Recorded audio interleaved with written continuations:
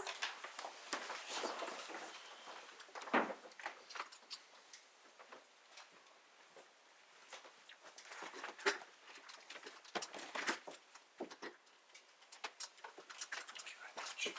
Appealing the matter of BACI, Bedfordshire Limited and Environment Agency. Yes, Mr. Lindblom. My Lords, I act for BACI Limited, Bedfordshire against Covanta Incinerator Limited. Mr. Williams, to my right, acts for the Environment Agency. Mr. Harwood of Queen's Counsel acts on behalf of Covanta, Yes. the second defendant. And between you, you've all kindly agreed the broad timetable for the day's submissions. Yes, my Lord. Thank you very much for your for that indication. It did strike us, as indeed it did Lord Justice Lewison when granting permission, that this was a day case, not a day and a half. I think originally in your skeleton argument, you said a day and a half, but yes, we all thought that was generous, and a day would be ample. Thank you very much for that indication, and I, of course, will endeavour to present the cases properly, but also efficiently as I can, and we've given you a timetable. We've seen no problems, hopefully, with coming within that. The proceedings are being live streamed, as we understand it, too. You're conscious of that? I was, yes, thanks to my learned friend's tweet last night, actually. I see. It is a large courtroom, so to ensure that everybody in the courtroom and beyond can hear what you're saying, you'll need to keep your voice up. Of course, thank you, my Lord. Right. Now, you can take it that we've read the papers, we're familiar with the issues. At some point earlier in your submissions, we would like to get to the process, as I shall describe it, so that we really understand what is proposed, and in particular, what are the operational features of the facility that will or will not obstruct the escape of toxic heavy metals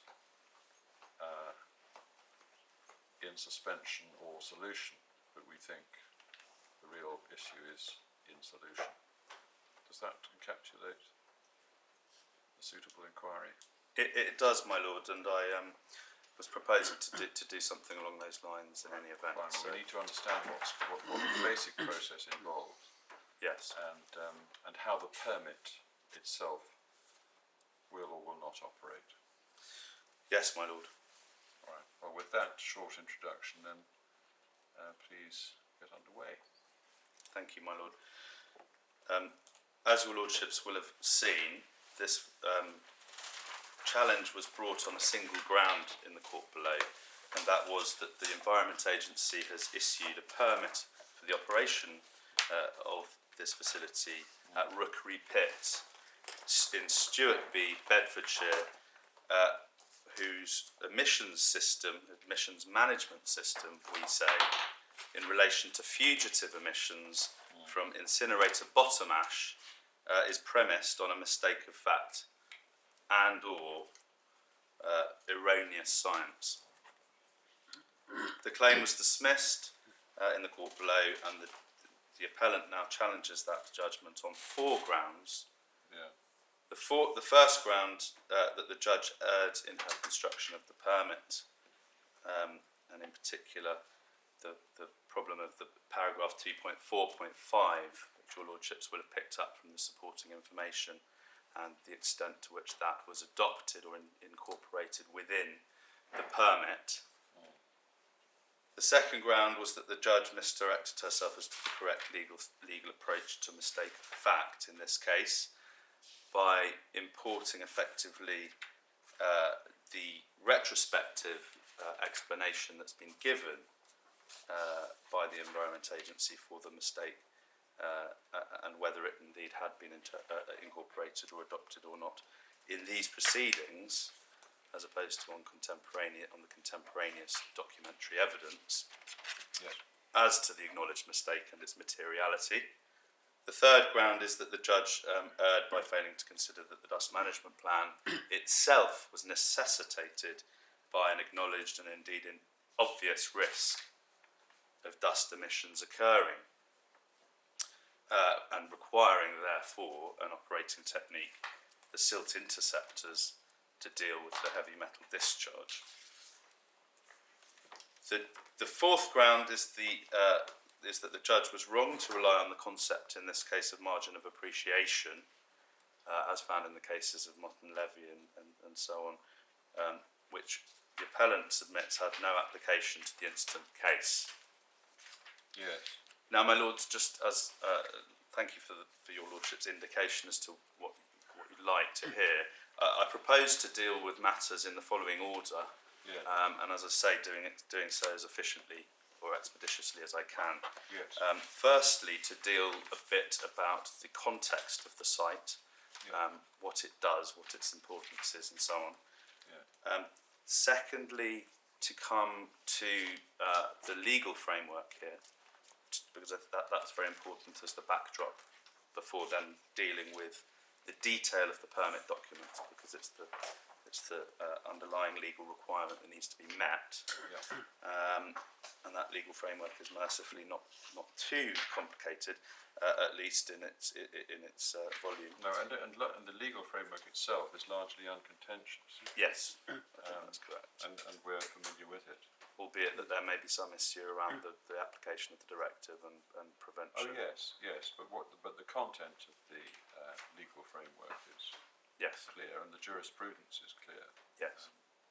So you need not take too much time in introducing that. Its application clearly you will want to explain. Yes, and then after that? Just to come finally to those grounds and just to give my submissions on them.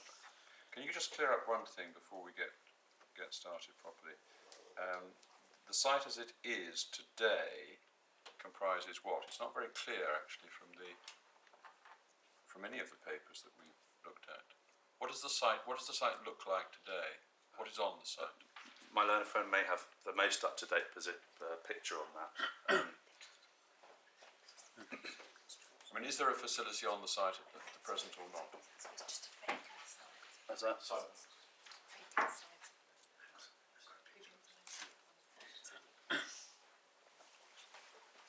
My Lord, I'm told it's a vacant site at present. Oh, it's vacant. We have implemented the planning consent. But the present it's a cleared site. So it's a cleared site. There hasn't been some form of operation which was not an energy recovery operation. It's a vacant site. It's a vacant site, my Lord. And the planning permission has been implemented by sufficient works. Yes, my Lord. It's a development consent order. My Lord, may have I'm sorry, yes, Yes, the development consent order, yes. Yeah. planning consent. That's right. Fine, thank you very much for that, Mr. Harwood. Yes, that DCO, my Lord, was granted in 2011. Yeah. Right, yes. So, my Lord, beginning with the site itself, the plant is proposed to be a 17-hectare site, and it's to comprise both an energy recovery facility and also an incinerator bottom ash facility to treat the residues that are left after the waste is burnt and leaves what your lordships will no doubt have picked up as IBA throughout the documentation. Yes.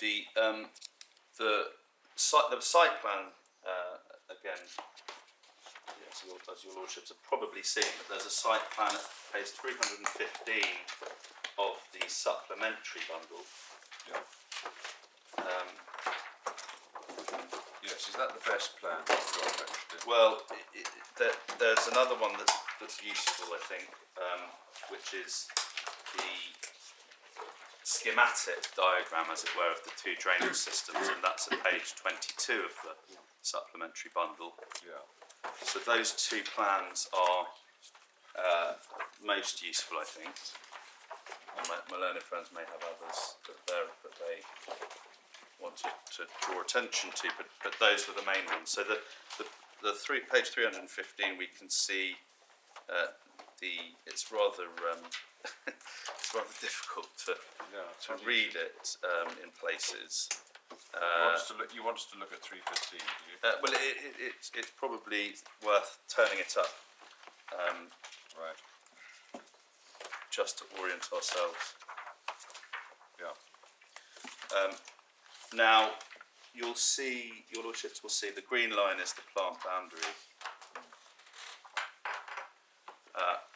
Effectively, that within that green boundary, there's the right-hand side, the right-hand square, if you like, and then the left-hand. The left-hand square contains the energy recovery facility, and the right-hand square, which is much emptier, if I can put it that way, is the IBA facility. Yeah. So where IBA will be processed, and So if you write IBA under the box that says 22. yes, exactly, or to the right of 19. Yeah. Now, importantly, if one looks to the top of the left square, I can put it like that, there's something in very small writing that says attenuation pond. Yes. And again, your lordships will probably have picked up in the papers a lot of discussion of that. And, And that's the irregular shaped area, very roughly rectangular. yes, exactly. All right. Now that is the pond within the installation, after which water then goes into the low-level restoration scheme and on into the wider lake and drinking water system, etc. So from there, the water drains into the surface water drainage system. Yes. So no, the surface water drainage system drains into the attenuation pond. Yes. And then the attenuation pond ultimately drains into the low-level restoration scheme, which is part of the wider Rookery South broader clay pit site. So from there, water drains into the What's called a low-level restoration scheme, but that's outside the plant. yes, but the low-level restoration scheme connects to surface water. Yes, but from this attenuation pond. But really, what we're interested in, of course, is the path, or the pathway, if you like, as you contend at least, from the plant to the supply of potable water. Yes, indeed. So what's the route as you contend? So the surface water. Well, if we can, perhaps this is the time to look at 22 as well, because 22 shows that there are two distinct drainage systems. So page 22, supplementary bundle, at the top of the page, there, we have in the blue dashed line at the top, effectively this is an indicative water flow diagram, but at the top we've got the surface water drainage system, and the bottom is the red dashed line, which is the process water drainage system. Now, but the red does also include some surface water runoff, doesn't it? I mean, that's one of the slightly confusing things. We get surface water going into both flows it does. from different places, as I understand it. Indeed. Is that right? No, absolutely. And there is a separate lagoon within the process water drainage system, but all of that is contained within buildings. Yes. And I think the idea is that that water gets recycled back into the process. So that is a closed system, albeit some of the water going into it is surface water, I think, from roofs. It's some of the water. No, it's the surface water from within the plant, from within the ERF, or the waste incineration plant. If I can. So it's not the external surface water. It's not from the roofs of the facilities and any water that may come via transport between or off buildings and off site. It's within the process, because there are various storage areas. There's a waste unloading part of the facility in this bottom processed water part of the site. And so there will be surface water from all of that, which will then get reused largely, but some of it may end up in the lagoon. And insofar as it ends up in the lagoon, then it will get recycled back into the process. That's my understanding, unless my learned friend wants to add anything. Well, where is this actually described? Well, so obviously what we're interested in is the surface water, which is just below. So if one looks at 2.3.1, Yeah. the surface water drainage system is described there. And then at 2.3.2, just below it, you'll see Yeah. processed water. And so the processed water system is described. And it's always important in this case to try and keep that distinction firmly in mind, because it is the case that we're not complaining. The challenge is not based on a criticism or a complaint about the process water drainage. It's the surface It's water. the surface. It's the surface water drainage.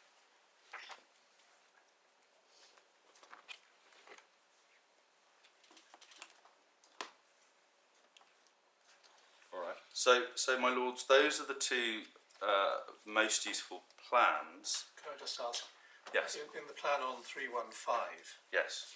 is it, just for purposes of conceptualisation, the point of the permit to keep these waste products within the green line? Yes, Right. So in other words, your complaint is the possibility of them breaching the green line by going beyond the attenuation pond. exactly. And basically, if that happens, then the permit, the purpose of permits of this sort will have been set to naught. In one very important respect, which is just in relation to this fugitive emissions issue. So the green line is the border, Yes, both practically in terms of actual pollution risk and legally in terms of the attempt of the permit to control those risks. yes, Thank you. At some point, probably quite soon, we're going to want to look at the permit to see how you say it does or doesn't prevent what my lord has said is the real focus concern. yes. Well, absolutely, my lord. I mean, I was going to take it in the order I suggested, but if Yeah, no, your that's lordship's fine. But I mean, I think that's what we really need to get to grips the with. critical What- issue. Because it does seem to us, at least provisionally, that we must concentrate on the permit and what it provides and what it doesn't provide. That's probably the battleground, the main battleground of the appeal. My lord, I absolutely agree with that, because we don't have a reasons There are challenge, different for example. readings of the permit on either side in the case. I think that's the point. We need to get into that, I think, fairly swiftly.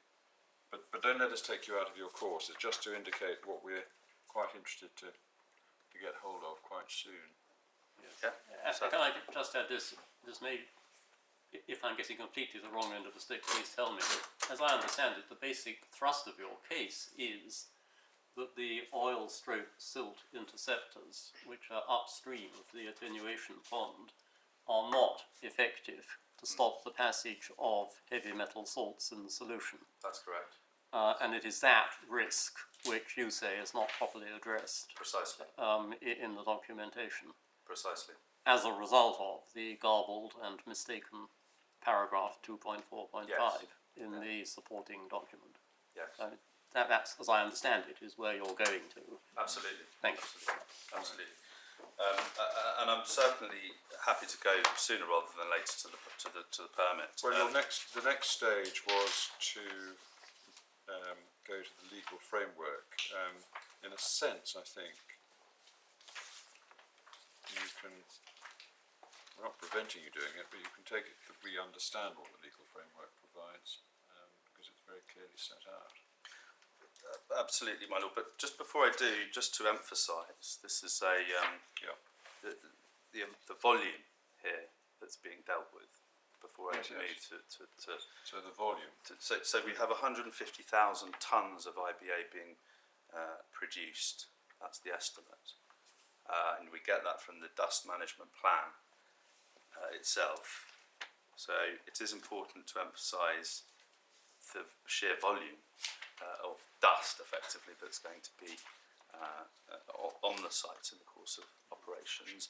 And of course that, we would say, does emphasise the issue of potential fugitive emissions. Can you give Again, us a sorry, just again emphasising that it's also dust Yeah. that we're talking about here. Can you give us a reference for the 150,000? Certainly. It's page 300, the supplementary bundle again.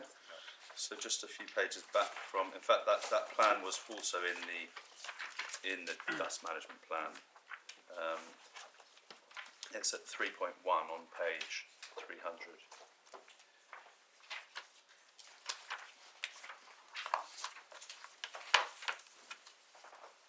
This is where there's a useful discussion, in fact, of IBA, the way it's going to be treated, the kinds of volumes involved, the sorts of processes involved, and so on. Yeah. So this is a useful document for your lordships in terms of what you've asked about, in terms of how the thing works, how it's all going to Yes. be done. While we're there, Thank I'll you. just also flag, and this was something that Mrs. Justice Lang did also cite, but page 304, a few pages on, Yeah. there your lordships will see at 4.2 what is effectively a useful summary of the potential sources of fugitive dust or particulate emissions.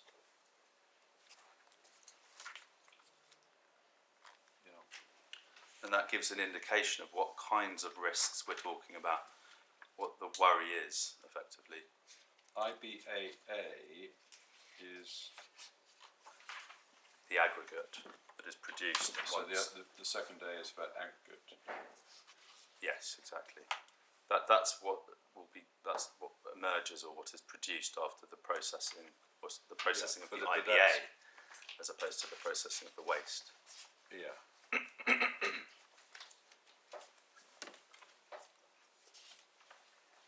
All right. So, and my lord, just a final point on the context, which again you've touched on, your lordships have touched on, but it is the sensitive receptors that are nearby. So we've got the Sturvey Lake, which is 500 metres to the northwest of the site. Just a second, sorry. Sturvey Lake, 500 metres to the northwest. Yeah. Yeah. There is also a house relatively nearby. There's actually a useful plan again in the dust management plan at page 317 of the supplementary bundle, which is a plan showing sensitive receptors. So that's again a clear indication to your lordships of the nearby. So we have Fillings Farm to the southwest of the site, and then we've got Sturvey Lake at the top, to the northwest Thank you. in that circle. So those are the sensitive receptors.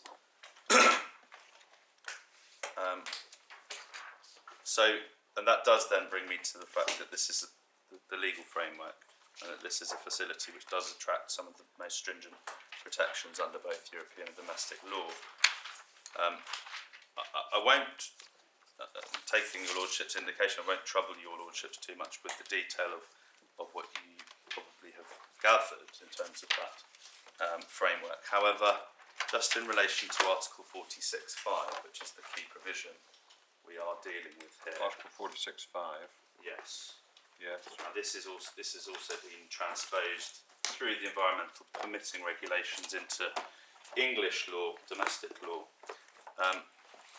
Article 46.5, it probably does pay to just have a quick look at. Right. If we can, and that's in the authorities bundle, which I do hope your lordships ended up with in the end yesterday. I'm sorry about the mix-up with that. So we have Article 1 in there first, which my learned friend relies upon. But Article 46 is 3 pages in, and it's Article 46.5 in particular that we're interested in.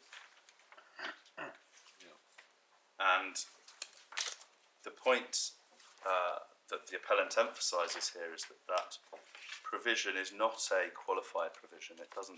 It's not a minimise where practicable, or sorry, prevent and where not practicable, minimise.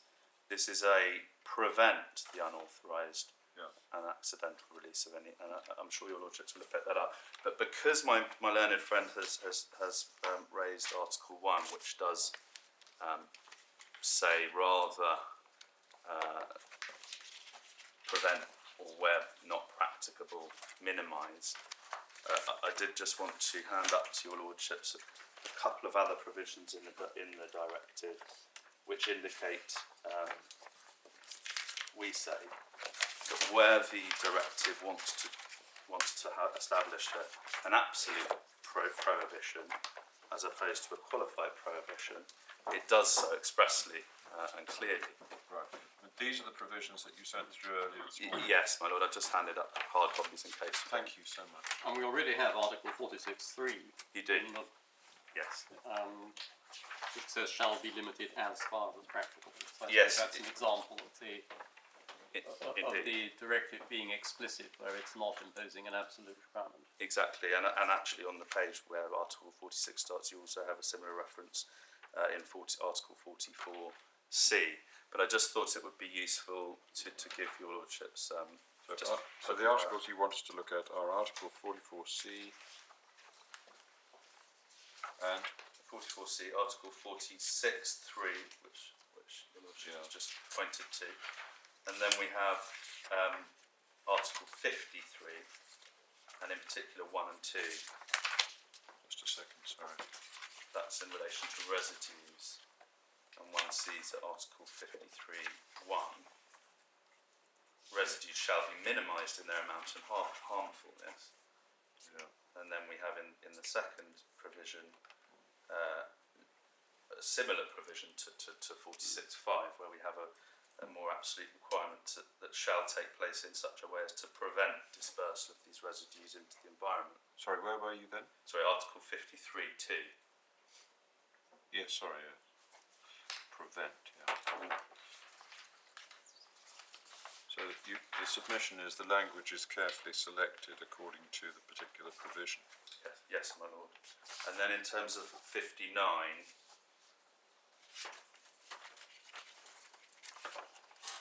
we have slightly different language, but in Article 59(2), this is control of emissions now, there is actually a discretion there given to the competent authority who may allow emissions to exceed the emission limit value provided that significant risks to human health or the environment are not to be expected, and that the operator demonstrates to the competent authority that are being used. So, I mean, again, where there's an intention within the directive to allow a particular expert discretion on a point, and actually in relation to BAT as well, VAT, as your lordship have that. Associate. Could I have the whole punch up? I apologise for that. I didn't get them punched. Have the whole punched. As I was. What is the significance of there being two articles, both of which are entitled Control of Emissions? 59 is under Chapter 5, and 46 is under some other chapter. Yes. They are additional or more specific, or rather, that control of emissions is wider than. Chapter 5 is special provisions concerning activities using organic solvents. I have no idea whether that applies here or not. Well, I think I don't. You're using it here as a construction point, are you? Yes. Nothing to do with process here. No. No. Having interrupted you, when you get to the end of this, would you at some stage just talk us through trash to ash? I don't have a picture in my mind as to what happens during the course of this process and how we end up with what your clients are concerned about. Yes, my lord. Would it be helpful to do that now? Whenever it suits you best. It may well be that, in fact, that the sensible time to come to that is when we come to the permit, because there is a very useful introduction at the start of the permit which lays out exactly that. Thank you. How that. The introductory note, which is not part of the permit, No. we need to heed that. But it's useful description. Has a quite concise description of the process. Yeah. Is that uncontentious, the description? Yes. It is. Yeah. Well, that's a good start then.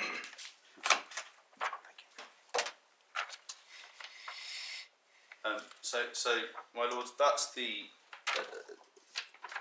Those are the provisions I just wanted to draw your lordship's attention to in relation to the directive. Now, yes, I mean the point that you made the point about the language, but the language of 46(5) is prevent. Yeah. And the submission is that means what it says. Yes. That means there shall be no. Yes. Well, it says shall. Yeah. Yeah. There shall be no emissions of that nature. Well, it's designed and operated such as to prevent. Shall be designed and operated. So yes, but if it doesn't operate so as to prevent, rather than to do its best to prevent or yes, to exactly. minimise, etc., Yes, exactly. then it's failing that provision. Exactly, and there's no inbuilt discretion within Article 46(5) for the Environment Agency to, as it were, decide that it's okay and given a certain level of risk, for example, which is by comparison, the provision in Article 59 does do that, and yes, it's in relation to organic compounds. There is, in fact, just to answer your lordship's question on that point, there is some organic waste because this is municipal waste that's coming in and out, but it's so there's a hodgepodge, as it were, of waste. But some of it, but largely, certainly the IBA, which we're interested in, is the residue post the incineration of that waste. Yes. Where the prohibition relates to polluting substances, it probably doesn't arise, there's no doubt there are definitions of those within which what we're concerned with would fall. Yes, it's certainly common ground that heavy metal pollution, or rather heavy metals, are a contaminant in that. Right, thank you. Right. So the permit? Yes, so my lord, it's probably sensible. I mean, we do obviously have to read the permit in combination with the supporting information, because of course what is being done in the permit is incorporating operating techniques from the permit into the permit. Well, at least obviously there's a dispute about the extent of that, but well, I think there is. We read the permit for what it says. We read it as a whole. Yes. yes, Where it incorporates other materials by reference, that is or should be plain on the face of the permit. indeed. So we start with the permit. Yes, but I just mean that. Well, we can come to it, but I think we probably need to. But let's do keep both. that in mind. I mean, you don't simply read the permit with any other materials automatically. There has to be there has to be an explicit incorporation, doesn't Yes. there? Yeah. All right. Yeah. So, my lord, if we go then to the permit, Yeah. which is at page 151 of the core bundle.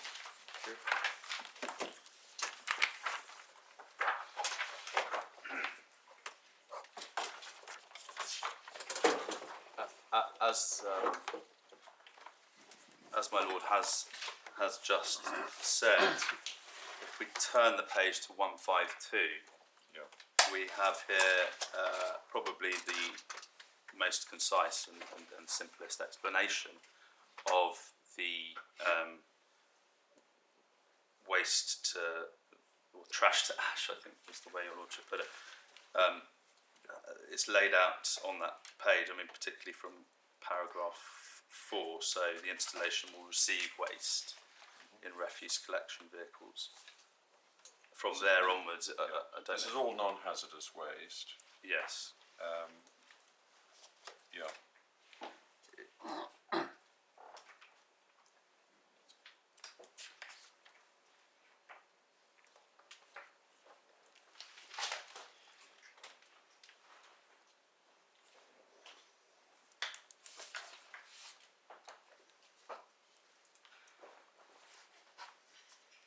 Yeah. Yeah. Now, I'll just, within that summary, draw your Lordship's attention to the bit that we're most interested in, which is towards the bottom of that page where it says, bottom ash will either be transferred off-site for processing or transferred by conveyor to a storage area for processing into different size fractions. The processed material will then be stored prior to transfer off-site. The processing and storage will all be carried out in the enclosed areas.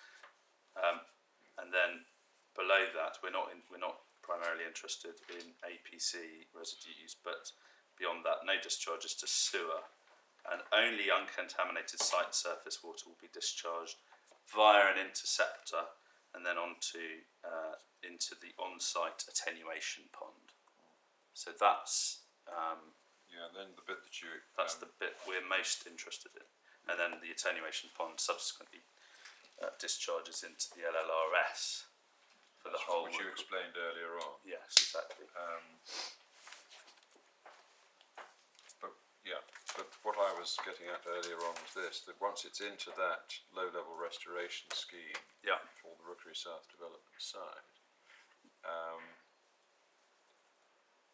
it's then, there's a connection between, is there, the low-level restoration scheme for the Rookery South development site and the surface water drainage system.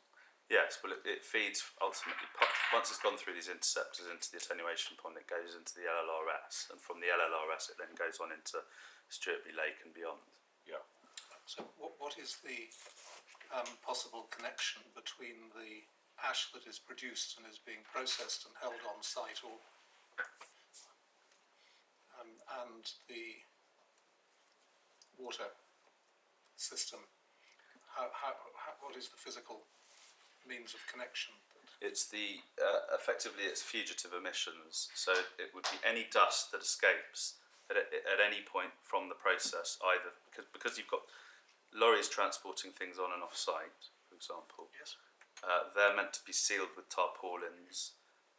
People who obviously work on the site, it might get into their clothes. It was all of those listed items that I took your Lordships to in the dust management plan.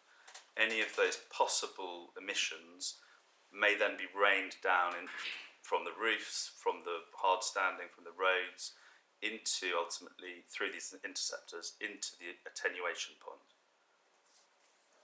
Right, but the way they get into the pond is via the interceptors. Via the interceptors, exactly, which are between the drains, effectively, and the attenuation pond. Thank you. So, continuing then with the permit, for our purposes, the key provisions. Now we've got the permit and what it's for on page 154, just emphasising that it's authorised under Regulation 13 of the Environmental Permitting Regulations. Then at 155 we've got the beginning of the conditions. We've got conditions listed, and the ones that we are interested in, or the main one that we are interested in, is on page 156. It's section 2, which is listed operations, and then 2.3 operating techniques. 2.3.1 is the key provision. The activities shall, subject to the conditions of this permit, be operated using the techniques and in the manner described in the documentation specified in Schedule 1, Table S1.2, unless otherwise agreed in writing by the Environment Agency. So, my Lord, this is where we get the incorporation by reference. If we turn to page, excuse me, if we turn to page 164 of the core bundle, which is a few pages on.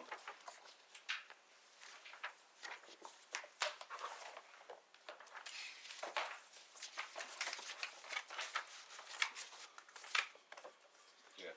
Your Lordships will find there table S1.2 for operating techniques, and the table to the left shows the description of the document, and then in the middle the parts of that document, and then when received. Now you'll see, your Lordships will see the second bullet point, supporting information document, Yes. which is the document I was just referring to, and the section we're interested in is section 2.4.5.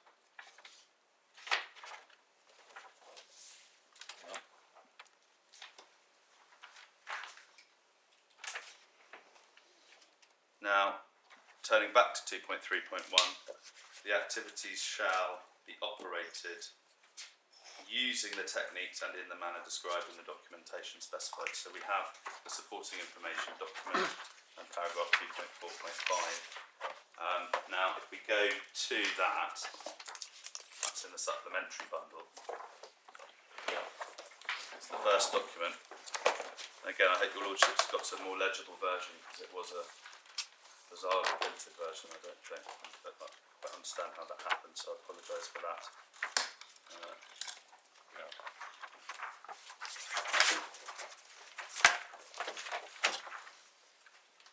But it's on page 27 of the supplementary bundle, and we have 2.4.5, and this is the key passage, and it's dealing with fugitive emissions from the IBA storage.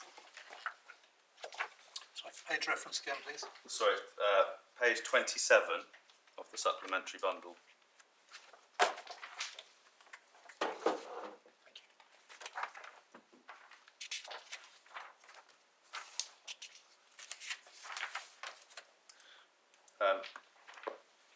Now, an important point to note, of course, is that there's no, and this was something raised by Her Ladyship in the court below, but there's no, again, there's no qualification here, in fact, about 2.4.5. It's not just the third paragraph or just the first paragraph or only the technique, or it is 2.4.5, the technique and in the manner described. Well, where do you say the technique is identified? Well, there are a number of techniques. So there's the good housekeeping practices. Are we concerned with that? No, but there are I'm just identifying for you the techniques within it. Yeah. There are good housekeeping practices, spill kits, environment management systems, maintenance, monitoring, housekeeping, operational controls, and then we get to the part that we are interested in. Heavy metals within the IBA, that's the description of the process, if you like. But then at the end, if the IBA were to enter the surface water drainage system, it would collect within the interceptors. So it's the interceptors that are the operating technique, which we say are premised on this faulty science and are ineffective to deal with the dissolved heavy metal. Could you just go back and summarise the true science and the faulty science? So the true science is that heavy metals within incinerated bottom ash, within IBA, can be present as both as suspended solids, or in many instances they can dissolve. So that's the correct science. The correct science is that some, quite many heavy metals will dissolve when you say would dissolve in water? Yes. Right, so that if they got out as dust and they were rained upon, they would either be suspended in water or dissolved in water. Exactly. And these interceptors are... Does that depend upon the sort of metal? I'm sure it does, or at least it's... Well, that is It addressed. depends on a number of things, perhaps. It depends on which metal. It depends on the circumstances in which that metal may or may not be suspended or dissolved, which may be variable according to temperature, density, volume, and other variable factors such as that. I don't know. I'm not a scientist expressing a view. I'm simply My lord, that's broad. responding to the proposition which you tell us is the true science, and you use the language of many cases. No, those would be, if you liked, even to the untutored, they would be obvious things to regard as variables, which would determine in one situation or another whether it was suspension or solution.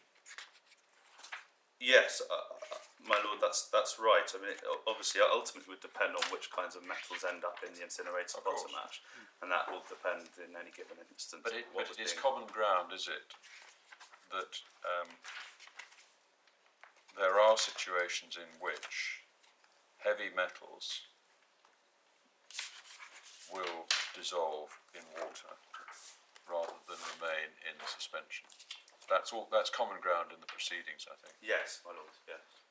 So the true science, there may be cavils around the exact expression, but true science is not contentious. Correct? Okay. Right. So that's right. So I'm sorry, I cut across. No, thank you.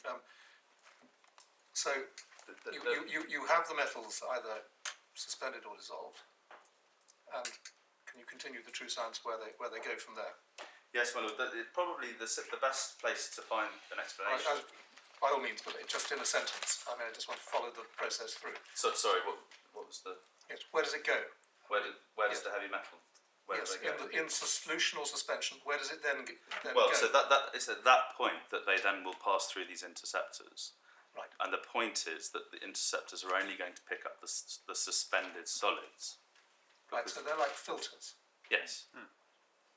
Yes.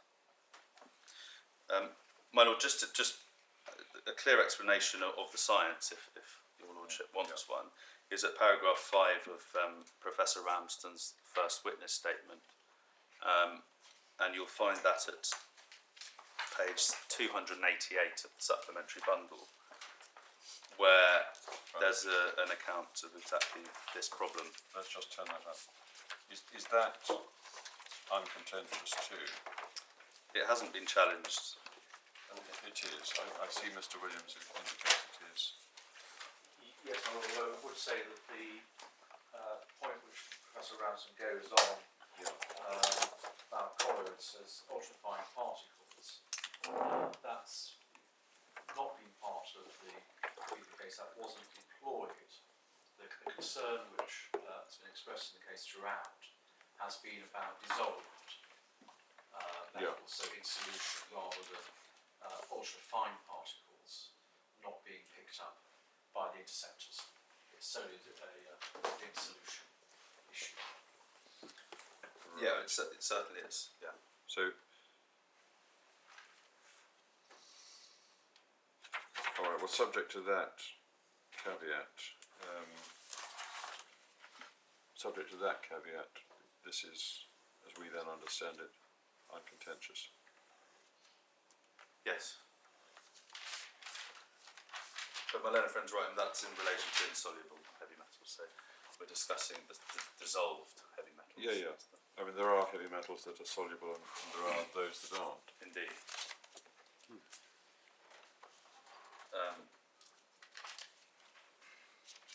So, my lord, back to the passage in question at 27. The issue with this passage, as it's being incorporated, is the heavy metals within the IBA will be present as salts. These salts will be retained in solution when mixed with water and, crucially, would not be expected to dissolve. Metals would be retained in solution form if there was an IBA spill, on the internal roadways or other areas of hard standing. If the IBA were to enter the surface water drainage system, it would collect within the interceptors in the surface water drainage systems for the waste incineration plant. The interceptors are designed to prevent the discharge of suspended solids and oil and grease. Well, just going back to that sentence, that perhaps vexing sentence, these salts will be retained in solution, not, we note, in suspension, when mixed with water, and would not be expected to dissolve. What does that mean? I mean, it is. It's certainly. I mean, that's not a facetious question. No. It's an important question, perhaps. Does that sentence taken on its own make sense? Well, it appears to be contradictory, The paragraph appears to be internally contradictory. Yeah. potentially. Well, it is, isn't it? Well, it's certainly, as my learned friend has pointed out, something being in solution, and that statement squared with would not be expected to dissolve, doesn't it? I mean, to make sense, one would need to replace solution with suspension, or else take out not before be expected to dissolve. You can't. It doesn't make sense, does But it? as it stands, it's a contradiction in terms. But the important point is not so much whether that's in a contradictory statement. It's more that the interceptors are designed to prevent the discharge only of suspended solids and not of dissolved heavy metals, and that's key when one is considering the directive requirements that are in play here. Yes. So the final sentence, you have no quarrel with that. I mean, the word suspended is obviously appropriate there and correct. Well, no, we do have a problem with that, because the point is whether that because this is the technique that is identified as the final filter or the final protector, if you like, before onward discharge into the attenuation pond firstly and then beyond. Because it's that final protector, it must be effective to prevent dissolved heavy metals from Sorry, I'm going cross purposes. I mean, Sorry. you don't quarrel Perhaps with I it misunderstood. as it's written. I mean, it well, means what it says, but that is not sufficient for your purposes. Exactly. Precisely because it will let through the dissolved Exactly. salts. Exactly. Forgive me. No, indeed. And so, insofar as the earlier statement is a contradictory sentence, this latter sentence and the end of this paragraph is crucial, Right. for our case. I don't want to distort your submission. You're saying that the final sentence in this paragraph, well, it's three paragraphs actually, which together make Yes. paragraph 245, but this subparagraph. The final sentence overrides the, at least in felicity, in the second sentence of that third paragraph. Because this final sentence represents the technique, and the technique is not good to prevent dissolved heavy metals escaping. Yes. That's the point. Yeah, so it's the combination. I mean, one can find in that first, or rather second sentence, a contradictory sentence, but one can also find a statement would not be expected to dissolve, which appears at least to feed into that final sentence. But in any event, that final sentence is ineffective, or rather the technique that it describes is I ineffective. think that's what I've just said. Yeah, no, well, I'm just making, but I think it's the combination of the two. It's not that we just Right. disregard the I first. think we've understood the point. Okay. What is the technique for guarding against dissolved heavy metals? Well, there are at least two ways of doing it. One would be to redirect it elsewhere to a more sophisticated filter. But how do you do that process. if it's just washing around serendipitously because of fugitive ash? You'd have to redirect it somewhere else to a. How do you collect it in order to redirect it? Well, it is collected already by virtue of the drains and ultimately to the attenuation pond. I mean, you could have a wall preventing any discharge from that attenuation pond and redirect that water elsewhere completely. That would be one. Another technique would be something called precipitation. When you say redirect it elsewhere, where is elsewhere? Well, to another treatment. To a licensed facility which can treat Exactly. water with heavy metals in solution in it, rather than let it go off-site, Yes. because the interceptors aren't good to stop heavy metals escaping from the site in solution. That's right. Or you do it on site with a technique called Yeah. precipitation, which is where the metals drop to the. I think effectively it brings the dust, the dissolved metals, back together into suspended solid. So is the point that the planned site could never be effective against dissolved heavy metal? Well, no, for those two reasons. I mean, No, it could, I mean, as designed, well, as designed at the moment, it couldn't be appears effective against dissolved heavy metal. as it's designed at the moment, this is a flaw. Yes, in Well, terms of, this is the crucial point, isn't it? yes, I mean, we're right on the point now. Yeah. This is not to do with how to read an incomprehensible paragraph. no, This is to do with the heart of the efficacy of the yes, design, yes, which, if I understand your case, is obscured by this sort of mumbo jumbo in this paragraph. yes. Well, that's absolutely right. I mean, it's about this filter that doesn't work effectively. It's not doesn't work. Well, it's It's not ineffective. designed to. Well, do that job. exactly. Well, the filter doesn't do the job that needs to be done to satisfy 46.5. That's the point. That's the point. That's what you submit. Yes.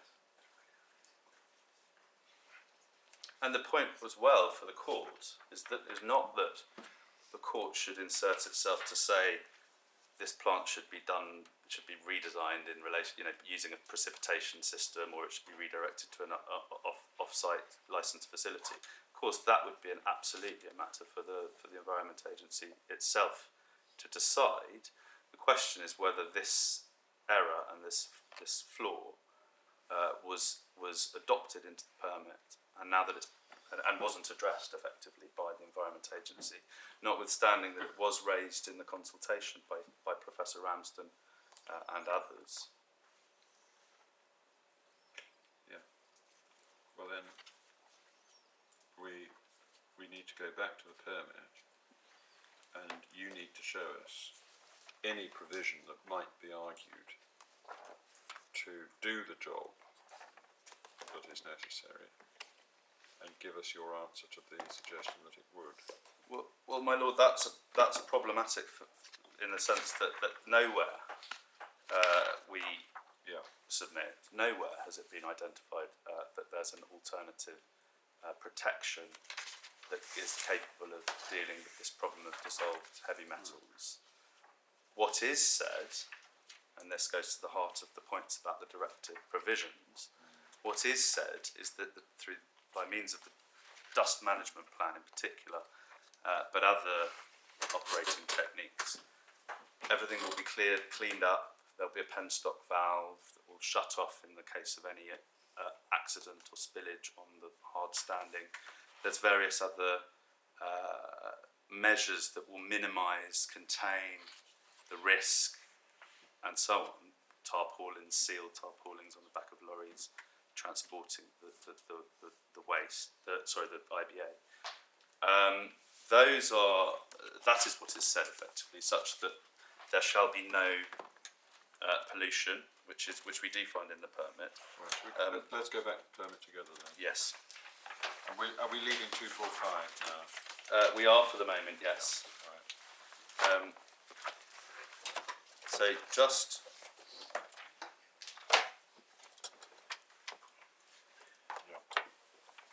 the conditions that are pointed to, or the key conditions that are pointed to in relation to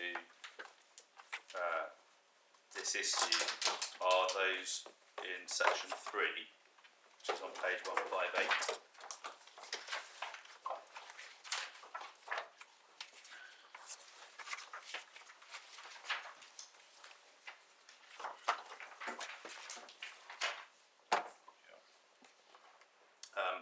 In particular, 3.2, well, 3.1 and 3.2, but 3.1, there shall be no point source emissions to water, except from the sources and emission points listed in Schedule 3. tables S3.1 and S3.2.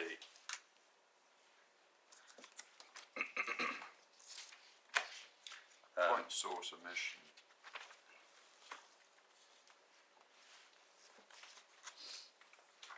Sorry, what does that mean in this context? It's as I understand it, it's a prohibition on emissions from particular sources From a specific source. to water. And if we go to the table, the key table is table S3.2.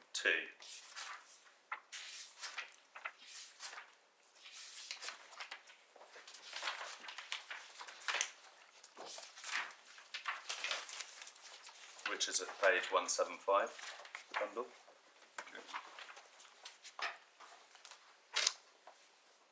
We see there point source emissions to water other than sewer and land, and emission limits and monitoring requirements.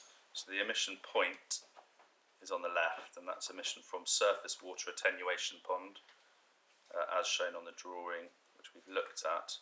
Yeah. And then we've got the source, and it says uncontaminated surface water runoff via the interceptor. And presumably because it's envisaged that it will be uncontaminated, there are no limits set. Yeah. So that's the key table in relation to that condition. The interceptors are above the pond. The interceptors are before the pond. Before the pond, yes. Yes. So this is presupposing that by the time water reaches the pond, it will have had any pollutants cleared out of it. Yes, And exactly. the only way specified for that purpose is the filters. That's right. And the filters are not, as we've established, going to be any use in relation to dissolved heavy metals. Yes. So where it says runoff via interceptor here, that's a different interceptor. No, that's that. So the surface water runs off the roofs, off Yep. the hard standing, etc., through the drains, through an interceptor, Yes, and then into the a pond. yes, I see. We're dealing with contaminated surface water. Well, potentially contaminated. Well, Exactly. potentially, yes. Okay, because that is water with heavy metals in solution, Dissolved. dissolved heavy metals. Exactly. So then we have, if we go back to page 158, Yeah. at 3.2, so these are emissions of substances not controlled by emissions limits. And we've just seen in that table that our uncontaminated surface water is not controlled by an emission limit. 3.2.1, emissions of substances not controlled by emissions limits shall not cause pollution. The operator shall not be taken to have breached this condition if appropriate measures, including but not limited to those specified in any approved emissions management plan, have been taken to prevent, or where that's not practicable, to minimise those emissions. Now, my lords know that there is a dust management plan here, so that's the operative plan, emissions management plan. And the point of that condition presumably is to prohibit pollution from that substance which is not controlled by an emission limit.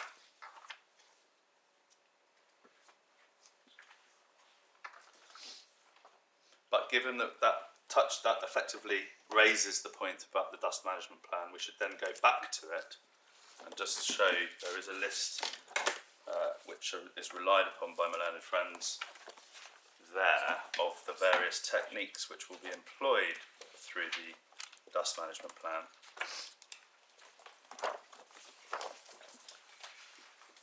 Yes.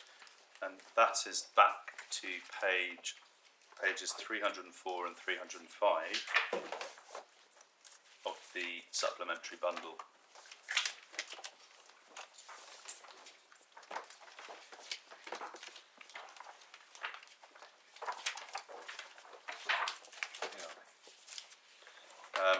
We've looked looked already at the potential sources, and that's at 4.2.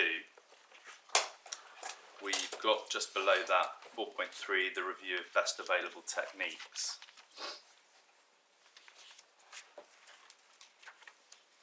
And there's a list there in relation to some of the approaches or techniques that can be used for emission control. Yes. And then we've got control measures and activities of fugitive dust and particulate emissions. And then there's a relatively long list there of techniques, characteristics, factors, or technologies that are going to be used in relation to this site. And I'll highlight a few along the way. Yes. The third bullet point, high moisture content maintained in handling and storage of the IBA serves to reduce dust. So we're talking about reduction rather than prevention there, and particulate emissions to a negligible level. Well, we know that there's no qualification saying as long as it's negligible, it's okay. 2 bullets on, all trucks transporting IBA, IBAA and recovered metals off-site will be sheeted with a tarpaulin, as will any IBA that needs to be transported on site. And then a few bullets on, handling methods will be used that minimise the generation of airborne dust by reducing drop heights. So again, we're talking in terms of minimisation. And on a few more, facility roadways and paved areas are swept periodically by a road sweeper to control fugitive dust. And then we've got speed limits will be imposed on site to reduce resuspension of dust. And then a wheel wash will reduce tracking on site from the IBA processing area and the IBAA storage area. So those are the techniques relied upon, as it were, to, my opponents would say, never get to a point where these filters are going to be needed, but we say that they are all in themselves evidence of the clear existence of a real risk, and they are couched in terms of reduction, limiting, and so on, minimising,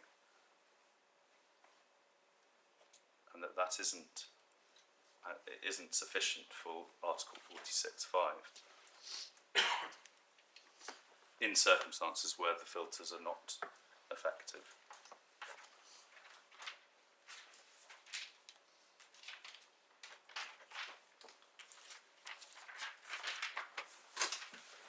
So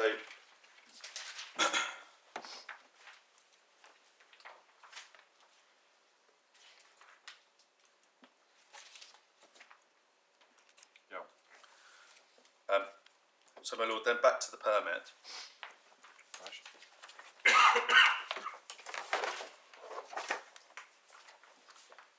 I'm back at now 159 because this has come up as well in this case, which are the requirements for monitoring. And that's at 3.5.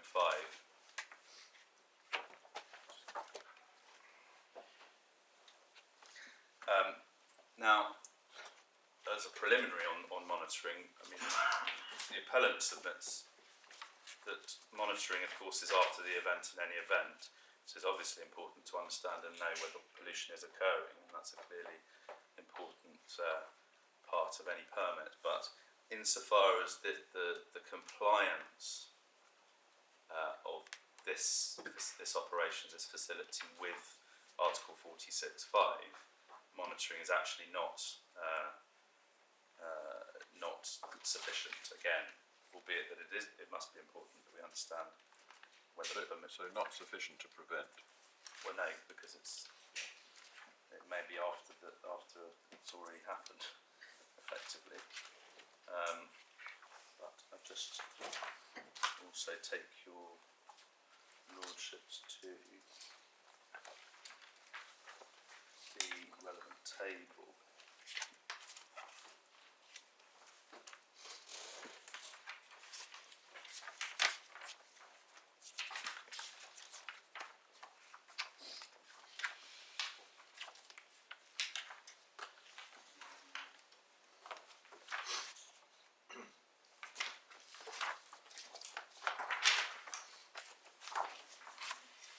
Okay, sorry, we've already been to it. It's table 3.2 again. It just identifies that there is no monitoring frequency. So it's page 175. It will not be monitored. There is a reference in the supporting information to periodic testing of the attenuation pond. Which I should just draw your attention to, but it's not in the permit itself, and it's not specific beyond saying periodic.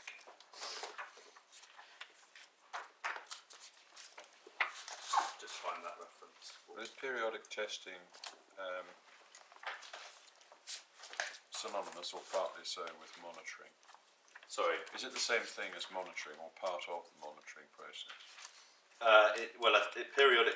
I think the reference is to periodic monitoring. So I'll just. Sorry, I thought you said testing. Yeah, no, I did, but I think I maybe just need to find the reference.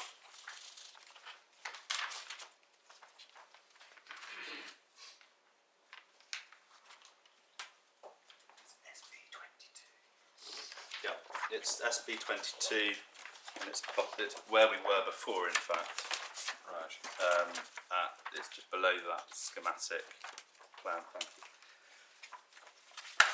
SB22, yes. Sorry, and it is the reference. I was correct. It's where I did say it right the first time. It is tested periodically. Yeah. So. Sorry, where are you reading from? Sorry, it's 2.3.1. Yeah. The third paragraph down. It's probably worth reading all three of those paragraphs because it does describe where some of the potential surface water is coming from, and one can see therefore where potentially some fugitive emissions may take place, but particularly in relation to the testing point is the third paragraph. The discharge from the interceptors will be tested periodically to verify that it is not contaminated. What's a penstock valve? Yes. What is that? The penstock valve, as I understand it, is something that shuts off flow, just stops the flow. So it will contain any water, prevent it from going on beyond the penstock valve, whilst it is cleaned up, contained, addressed, and so on.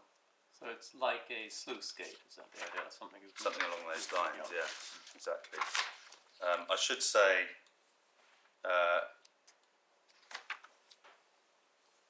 that's the reference to the periodic testing. As you'll see, there's no number put on that. It doesn't say how often or how regularly. And as I said, it's not been incorporated. Yeah. Is there anything in the information or in the plan about what happens when you find it is contaminated? Well, presumably it would have to be treated, but no, I mean, there isn't anything. There's not any specific provision, not in relation to this. Sorry, I'm being slow here. If we go back to CB 164. Yes.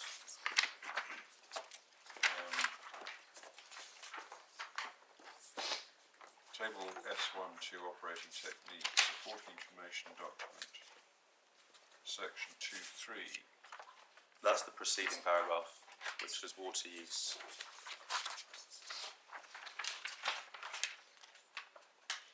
Right, so that's not, yeah, alright, so in the style of this, that's not to be understood as 231. So, No.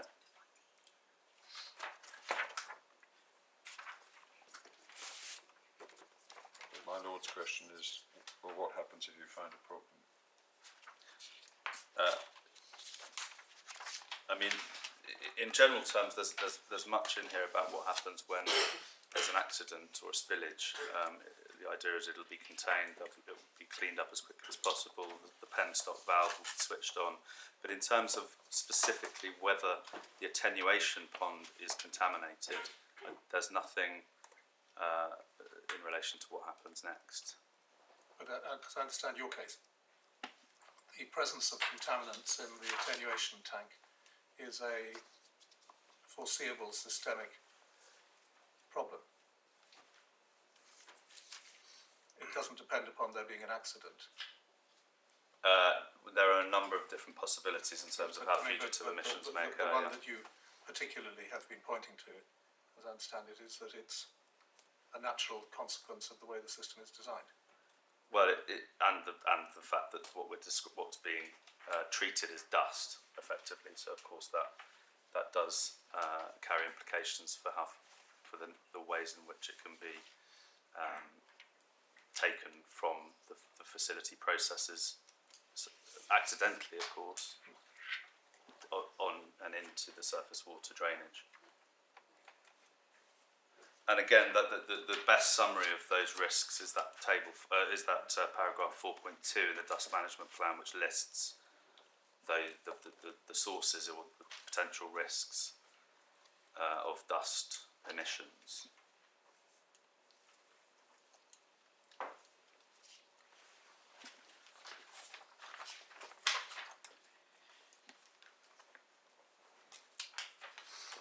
I mean, in fairness, there is just to go back to 2.3.1, I suppose the second sentence, it's not very specific, but it does say the drainage system interceptor penstock valve will be subject to a planned maintenance regime. So, obviously, presumably, if there is whenever this periodic testing occurs, if it was found that there were some pollutants, presumably the response would be reflected in that maintenance regime and drainage system, but it's nothing.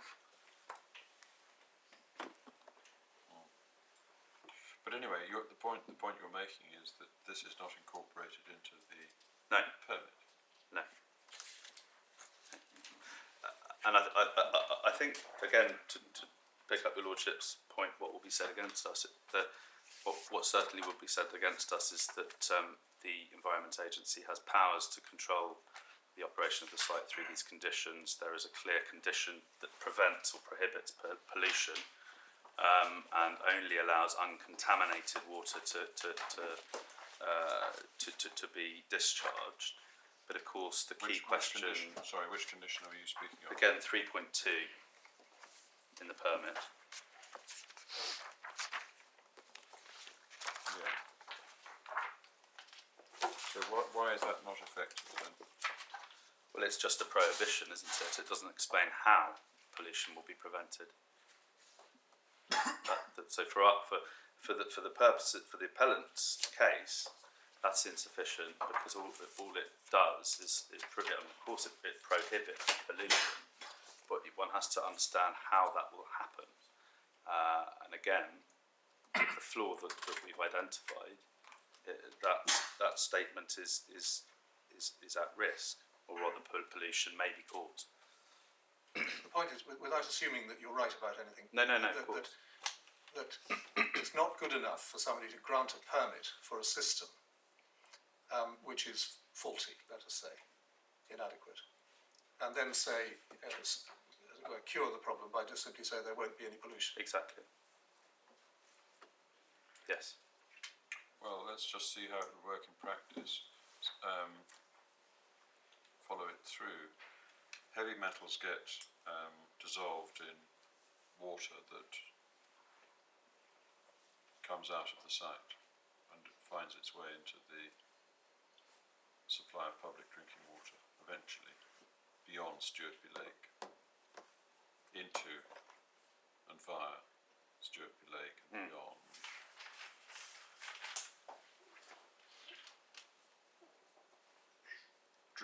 water is regularly tested for its quality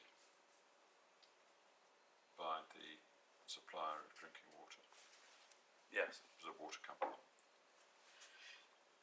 And it is found that it is polluted with maybe a very small degree, but nevertheless polluted with heavy metal, Yes. heavy metals. What is the role of the Environment Agency under the permit at that point? And how can it do anything? And if so, what can it do, and how can it do it? It certainly, as I'm sure my learned friend will come to, it has enforcement powers. Yeah. But again, these are after the event. So the real concern, perhaps it's obvious enough, but the real concern here is that this is all after. This is not preventative. This is reactive. Yes. Is that the point? That is the point. I should add as well, it's not just, of course, drinking water ultimately, but it's also, I mean, the requirements of the directive are to ensure protection of both environmental and human health. Yeah. And so, of course, Stuartby Lake itself is a habitat, and it obviously is where people play sports and swim and everything else. So it's the lake as much as the drinking water system or the River Ouse system beyond. And another point that your lordships may have picked up again in Professor Ramsden's evidence is that heavy metal pollution is cumulative. So again, albeit that there may be very, very, very small quantities, over time they will build up. Yeah.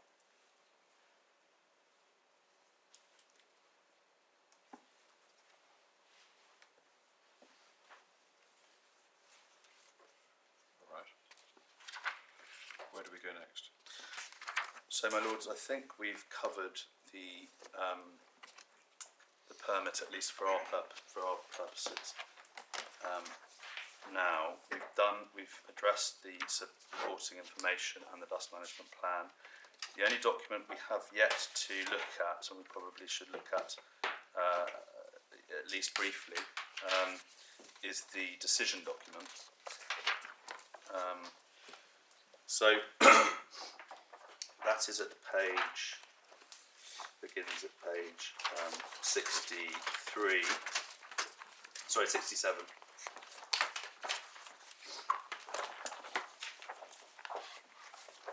Of the supplementary bundle. Sorry, yes, supplementary bundle. Yes. Just because we're here as well, it's probably worth highlighting just the prior document, which is Professor Ramsden's representations that were made in the second consultation prior to the issue of the permit. So, just before we get to the decision document, we have the key points to note from that representation are page 302, and it's paragraphs, especially paragraphs 15 and 16. Sorry, 302. We're talking about supplementary Supplementary bundle. Yes, we're still in the supplementary bundle. It's just the preceding So document. Professor Ramsden begins at page 62, That's right. and you're in the middle of his letter. Yeah, no, sorry. So it begins at 62 in the supplementary bundle. It's just before we get to the decision document and the key paragraphs. This was Professor Ramsden's representation. What threw me was that you were using the wrong pagination for a moment. Sorry. No, don't be sorry. Well, I was sorry. We're using the bracketed numbers on the I right. apologise. I was. So I was scampering off to another part of the bundle. Forgive me. We are at SB. We're at SB 64. Well, Yeah. 62 is where the document begins, isn't it? Yeah. Yeah. Well, this is Professor Ramsden's letter. Yeah. Exactly. I just thought it's probably sensible that I flag it, and in particular the most material paragraphs are paragraphs 15 and 16.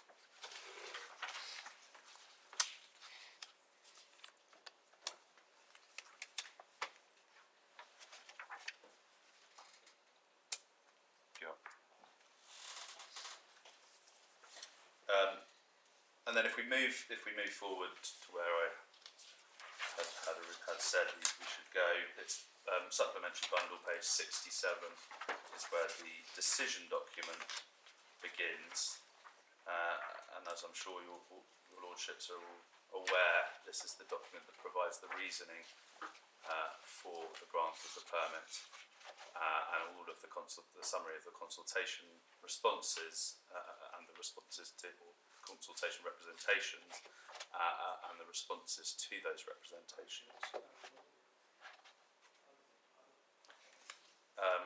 Now, just an important point on that page 1, your lordships will see what this document is about, and it's the second paragraph. It just explains what it is, but then it says at the end of that at the end of that second paragraph, unless the document explains otherwise, we've accepted the applicant's proposals.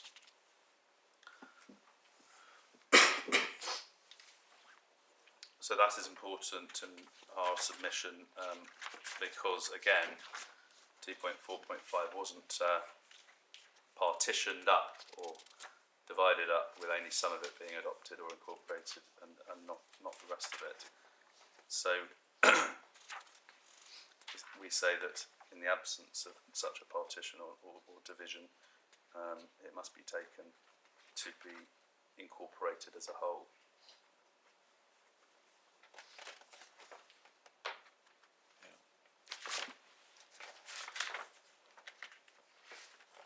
So in this in the decision document we have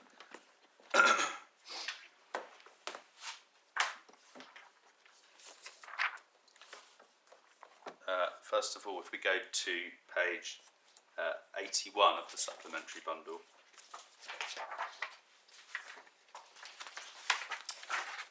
sorry, it's 80 actually.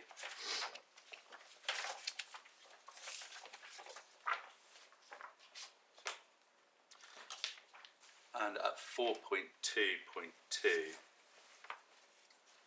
we have proposed site design, potentially polluting substances and prevention measures.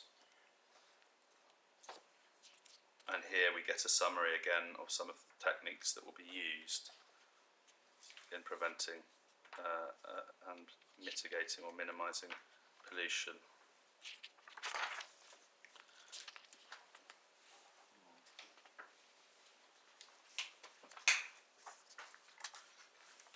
Then further on, if your lordships come to page 83, a couple of pages on, at 4.3.6 we have the reference to operating techniques, which we've already seen reflected in the permit.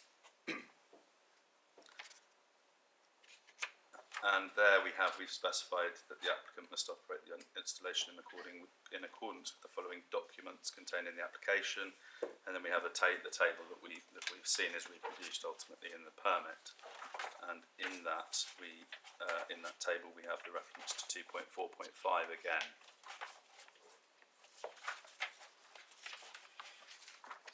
Yes.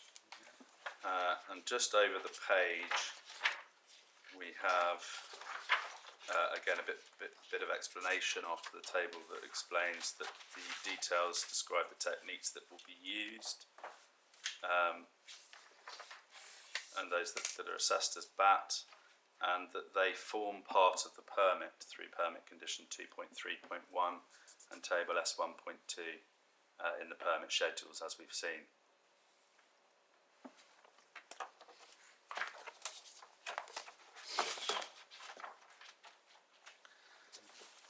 The next important reference is if we go please to excuse me, 143 and 144, the supplementary bundle, and this is where emissions to water and fugitive emissions are addressed.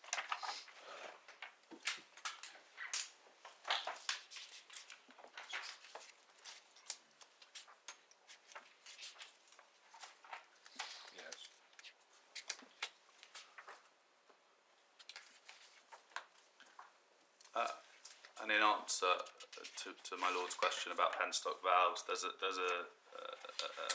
description there in 6.5.1, emissions to water, or there's a reference, I should say, to what is called there in the first paragraph an isolating penstock valve. So again, you see that it probably is a bit like a sluice gate or something.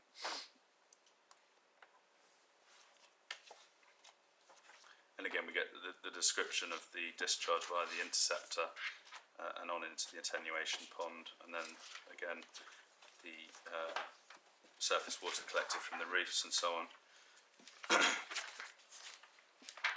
And then again, we've got this reference in the decision document, but as we know now, not in the permit itself to the testing periodically.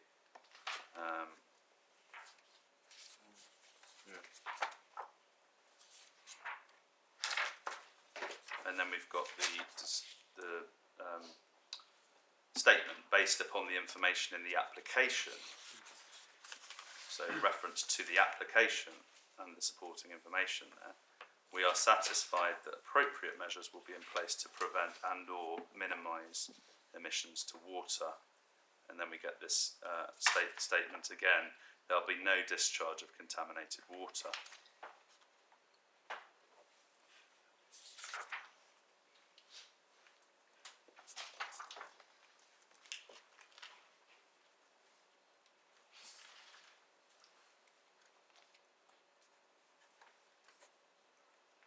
Explain the concept of the dirty water tank. The dirty water tank, as I understand it, is in the process area, so it's not primarily of our indoors. It's indoors. It's in the. So I think we can probably find it on the plan, but it's the water that is used in the process. So it's not again. We're not concerned about it, basically. But I think it's in here. It's very difficult to actually read some of this, but the schematic plan is probably easier to identify it on, which is at 22.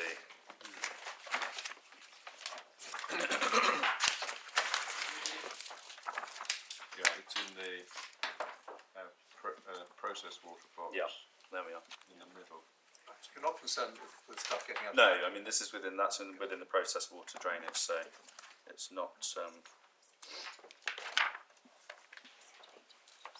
I suppose the point you make is that to the extent that these passages use phrases like based upon the information in the application, Yeah. and to the extent that that information is faulty for one reason or another, that means that the conclusions based upon it are equally likely to be faulty or incomplete. Exactly. And one sees that in particular at the top of page 144, just beneath the bit about discharge from the interceptors being tested periodically. It says, based upon the information in the application, we are satisfied appropriate measures will be in place to prevent and or minimise emissions to water. Precisely so, my lord, and I'll just give you a further reference along those lines, which is if we go to page, we should keep that 144 open because we need to go to 653, but just before that, let's go to supplementary bundle page 160. And this is effectively a compliance table to show how Chapter 4 of the Industrial Emissions Directive is to be complied with. Begins on 159, but on 160, at the top of the third entry down, at the top of the page, 46.5 is the article. And we see it's the prevention of unauthorised and accidental release, etc. And then it's delivered by the application explains the measures to be in place for achieving the directive requirements. So it's exactly as your lordship points out there as well. Yes, thank you. But just turning back, if we may, to page 144. Is there a date for this document? There will, I think it must. Well, I've looked at it. It's 220 pages long. I've looked at the front and I've looked at the back.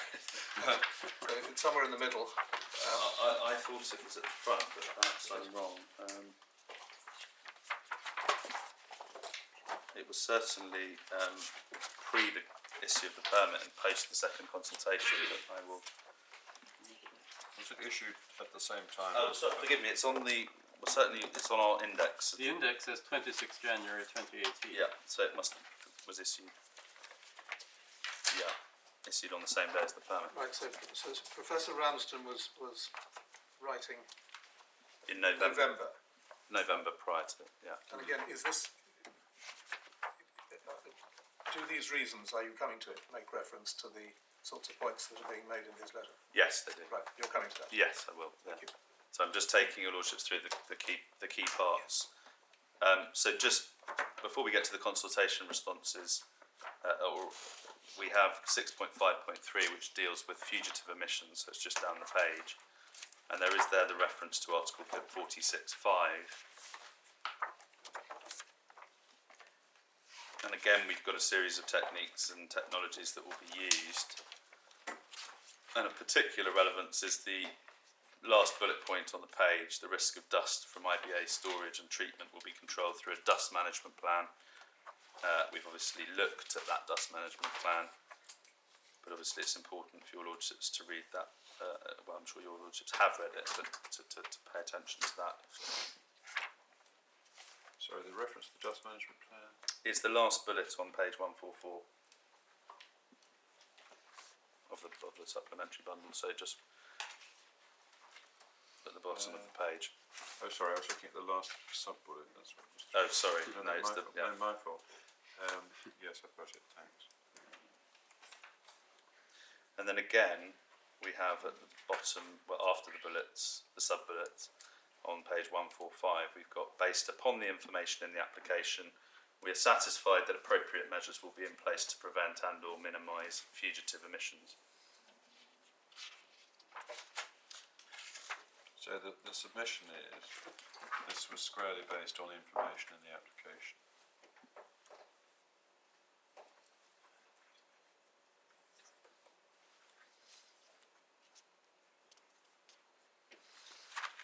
Yes.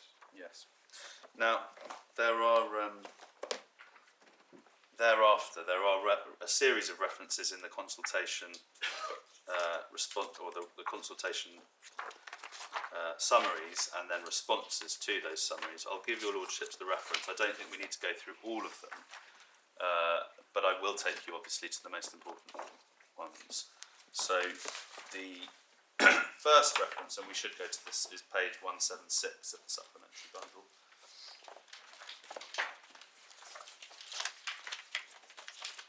And here we have a summary of comments from comments in relation to, well, these are representations received from local MP, councillors, parish, town, community councils. We see that on page 170 of the bundle, the supplementary bundle, top of the page. But the representations we're interested in are at 176. And there we have comments about impacts of ecological sites. So if your lordships go to the middle of that section, you'll see concern that pollution will end up in open water and animal habitats, resulting in impact on local wildlife, etc. The first part of the response is not relevant because it's about air, but then it says there are no emissions to water other than uncontaminated rainwater runoff. Measures will be in place to prevent pollution in the event of spillages, and then further details are those set out at section 4.2.2, which we've already been to.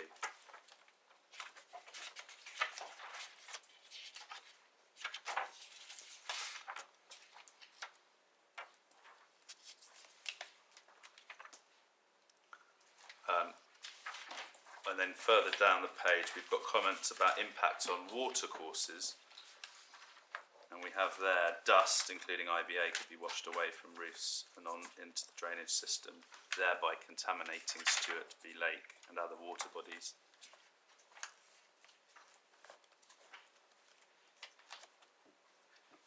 Do you have that? Yes. Yeah. And then we see table S3.2 of the permit only allows discharge of uncontaminated site surface water. And then further down we've got the operator will also have a dust management plan, and further details are at 653, which we've been to.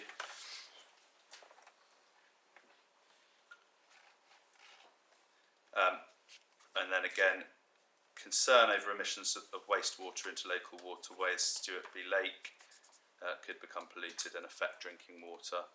And then we have again the reiteration of the response that the only emissions will be uncontaminated rainwater, surface water, rainwater, runoff, and so on. And then interestingly we have on the top of the following page, so the continuation of that response, we are satisfied that there is unlikely to be an impact on any watercourses. Now, of course, that we would say is not appropriate when considering compliance with Article 46(5). This is not a question of likelihood. One has to prevent it. It has to be designed so as to prevent. So the Environment Agency have to form a view that it is not going to happen, not that it's unlikely to happen.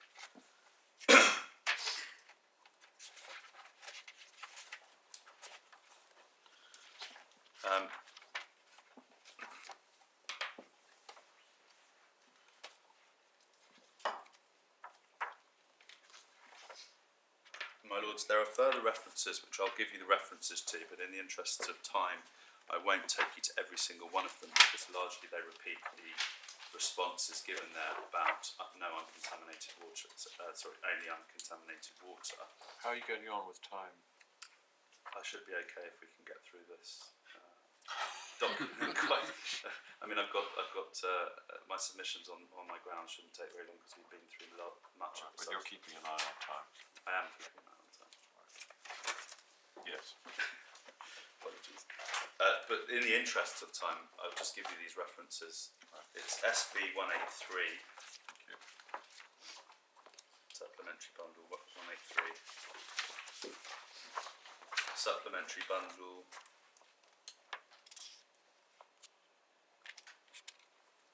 193.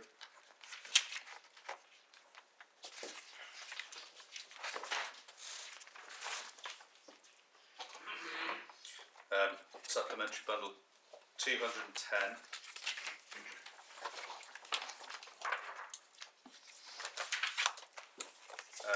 Supplementary bundle 219.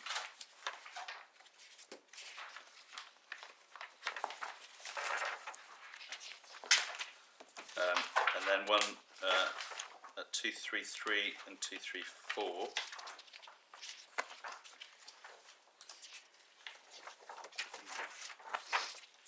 And then one I will take you to because it's important, and this is where Professor Ramsden's representation is summarised, and indeed another representation of a similar kind, and that's at 238.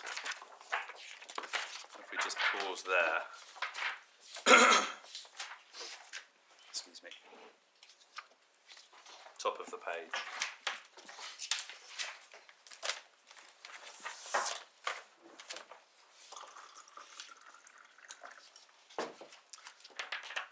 Do you have that? Yes. Yeah. So here is the summary on the left of Professor Ramsden's representation. And it appears that there was an additional representation which actually referenced the That was Parish Council, wasn't it? silt traps, exactly, yes. And then we see the response.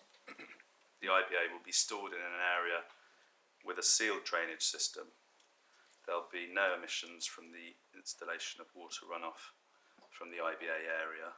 Recirculated water will be used, but as stated above, there'll be no emissions from this area. So it's a reiteration of the point about the process drainage system. but there isn't a discussion there, at least, other than by implication, of the surface water drainage.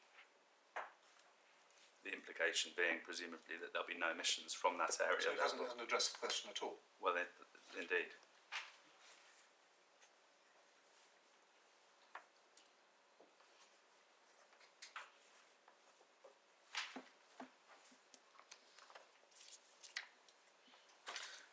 My lord, then there's a reference then again for your notes at 245 of the supplementary bundle.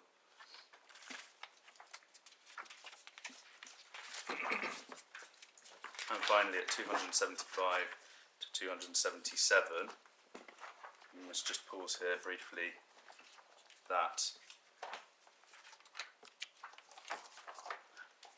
there are various references here, comments about residues and various references to fugitive emissions of IBA dust. And I just want to draw, again, your Lordship's attention to a couple of references here. The third entry down, tarpaulins. This is 275. Sorry, yes, 275. Yep. So tarpaulins are not adequate to contain dust from vehicles leaving site, should be airtight seals, concern over wear and tear. Our view is that covered vehicles using tarpaulins will be sufficient to minimise emissions from bottom ash transport. Again, we have a reference to minimise, which we say is inadequate in the circumstances. A few further down, I mean, all of this page is relevant, but a few further down, concern over dust while loading IBA and IBAA on lorries, how will this be carried out? Loading shovels will be used, IBA and IBAA will be kept damp to minimise any risk. So again, we have minimise. Then over the page on 276, at the first full entry, how often will IBA be sprayed to keep it damp, and will it be done more frequently during hot weather? Concern that dust suppression is not an automatic system. The end of the response refers to will prevent any significant dust impacts. But again, we say that's not sufficient in the context of compliance with Article 46.5. And then the final reference that I'd like to draw your Lordship's attention to, top of 277, the complaint is actually at the bottom of 276. Dust monitoring should be carried out at nearby receptors. And then it starts, we are satisfied, so it's actually starting at the very bottom of 276. We are satisfied that the control measures required by the permit will ensure that dust emissions beyond the instalment boundary are unlikely. And again, we have this issue of likelihood rather than prevention.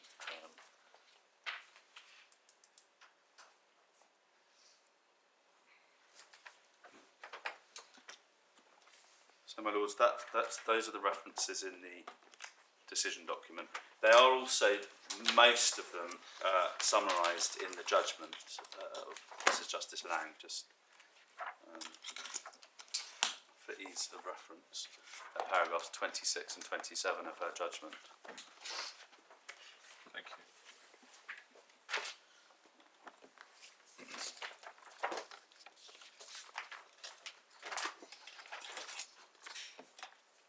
So, my lords, I can now turn to my grounds, and hopefully, because we've covered quite a lot of ground, it shouldn't take very long. It shouldn't take too long to articulate my submissions. The first ground is that the court below misconstrued the permit, and this is, I make three submissions in relation to this point. The misconstruction, or the error of construction, was to fail to find that the operating technique and its description, or rather the description upon which it was premised, was not incorporated as a whole into the permit. The appellant submits that the permit is clear in its own terms, applying your Lordship's guidance in the Squire case, we do read it as a whole, and we do give the language its natural and ordinary meaning. Yeah. But we do know that in this case, the condition 2.3.1 read with table S 1.2 incorporates the passages we've been discussing at 2.45 of the supporting information by reference. So we simply say it's clear in its own terms that the whole of 2.45 was adopted and incorporated within the permit. The second point is that it wasn't qualified in any way, as I've hinted at throughout. It wasn't limited to just being an oil water interceptor. There was no statement concerning which bit was to be incorporated. It was just the whole 2.4.5. And as I've shown in the decision document, where it's not explained, the Environment Agency itself says in the decision document that it can be taken to agree with what is contained in the application material.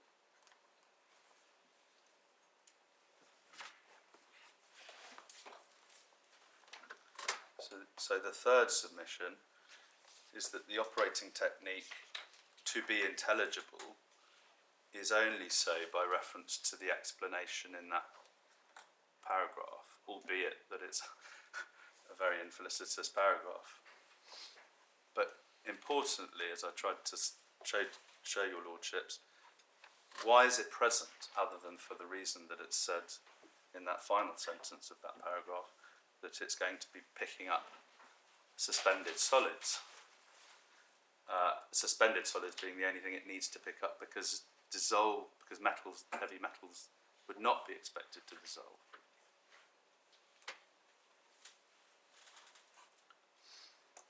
So we say that the operating technique is only intelligible, or in fact unintelligible, i.e. the mistake is present, but the fact that the operating technique is to be proposed and to be used as suggested in that paragraph is only intelligible by reference to the explanation which precedes the mention of the technique. I don't want to slow you down, but just in case there's a quick answer to this. Your essential complaint is that a permit has been granted for a process that cannot meet the directive. Yeah. So why isn't that the basis for your JR?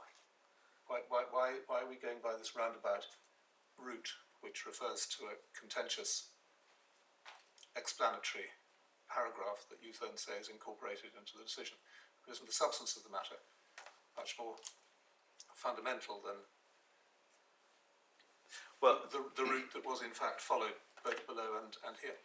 I mean, certainly it may well be that, as my skeleton tries to indicate, it may well be that there are alternative ways of characterising the legal error. Well, it seems to me, and I may have missed something, but it seems to me that the way that we're going around it to understand the route is not as the crow flies.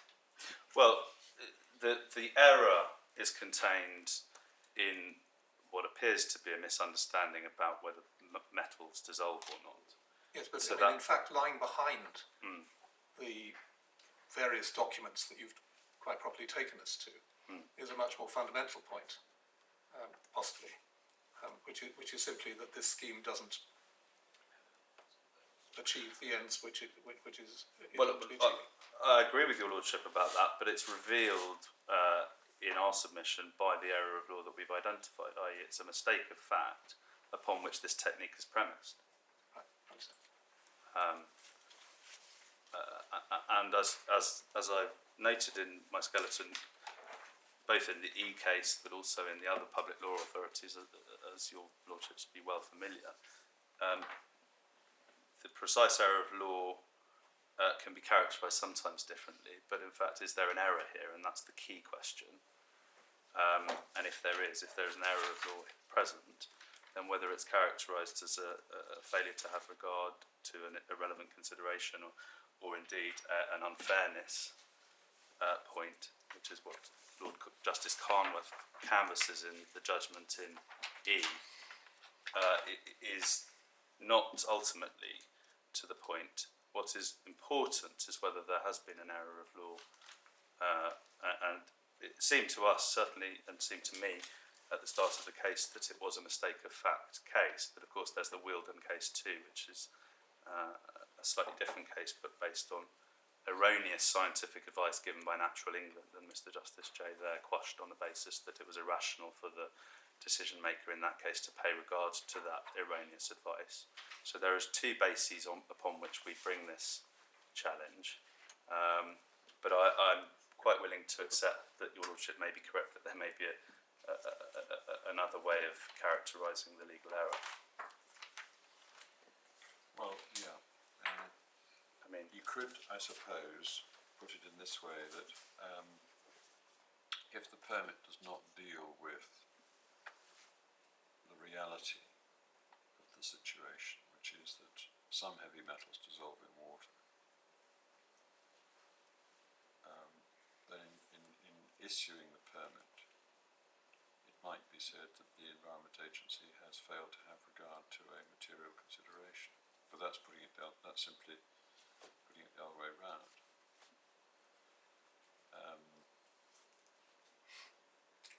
The attraction of putting it the way you put it is that you are able, you say, to identify an explicit error, a manifest error, which shows bad science, you say.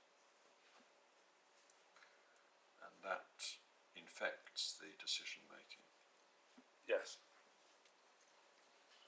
Ultimately, you're saying it's no surprise that the permit makes no provision for something that those preparing it didn't think was a problem. Yes, exactly. It reminds one of what Lord Donaldson, the Master of the Rolls, said in whichever case it was, where he talked about the richly woven tapestry of Yeah. public law error, Exactly. rather than the hermetically sealed box of one thing or another. Exactly, my lord.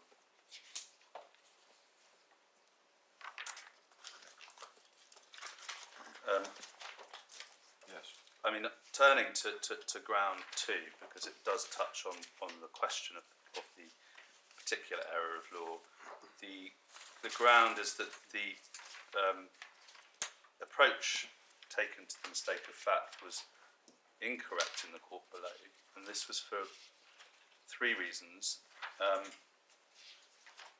Or rather, two reasons, but I'd make two further comments. The first is that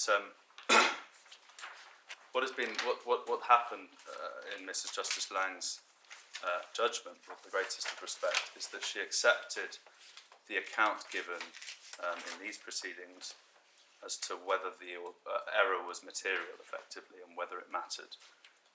Because the mistake, as we know, is accepted. She accepted that, in fact, all of these other systems that are in place will be sufficient to mean that the error is not material.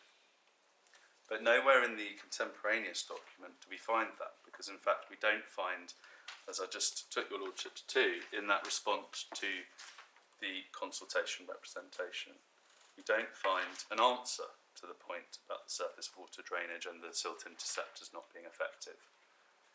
Nor do we find anywhere else in the permit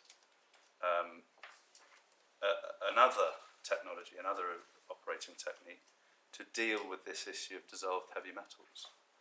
So it's no part of the test in E, the test for mistake of fact, to accept a retrospective account of why or whether something mattered, when we can see, we say, on the evidence, clearly contemporaneous evidence, which is obviously what one must look at when one's considering a judicial review, that the components of the test have been satisfied. So there has been a mistake as to an existing fact. It is uncontentious and it's objectively verifiable. The claimant or the appellant in this court is certainly not responsible for the mistake, in fact quite the opposite. And we say the mistake must have been material.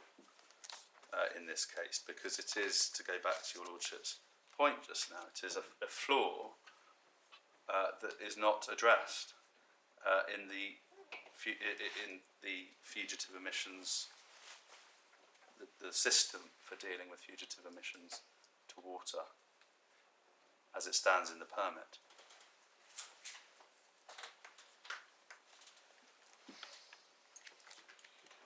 And to go back to the public law question, we do also say that there was a mistake, again with respect, in Her Ladyship's judgment, to point to the fact that of the consultation response, the consultation representation, as evidence that the Environment Agency must have taken it into account and addressed it and thought about it. When in fact, usually if it were a different type of case, if it were a reasons case or if it were a consultation case, the evidence that it had been put forward to the decision maker and not properly considered would in fact be evidence that would go towards, that may tend towards a quashing. And as, again, I'll just reiterate, as we saw, the answer to the question at T38 in Professor Ramsden's consultation representation, the answer was not given. The answer was in relation to a different question. There was not an answer to the point about the silt interceptors and the surface water drainage system. As I understand it, the judge was doing something rather different, and she was focusing on the complaint put to her, which was that the Environment Agency was labouring under a mistake of scientific fact. And she's saying, well, that just isn't plausible, particularly if you look at other references here and there which appear to recognise the solubility of heavy metals. And she, as I read it, she was really inferring, as a matter of fact, that taking all those matters into consideration, there simply was no operative error working on the minds of those dealing with the matter at the EA. Is that illegitimate? Well, I think that's absolutely right. I don't think that that's the correct approach to what we were saying, though, because it's quite evident that it's not, and again, this comes out in Lord Justice Carnwath's comments in E. It's not a matter of assigning fault particularly. It may just be inadvertent, it may have been a terrible oversight or something. The point is, there is, within the permit now, a flaw. So it's irrelevant, and again this goes to the point about whether it's right to consider what the Environment Agency say after the event. Now, of course, your Lordships will have to assess all of the techniques and so on that they say are helpful and will help to prevent and so on. But it's actually a matter of whether there's an objective error here. It's not a matter of whether it was thought about, it was conscious, or if it was, or whether it was an actual misunderstanding on the part of the officer or an oversight, as I say.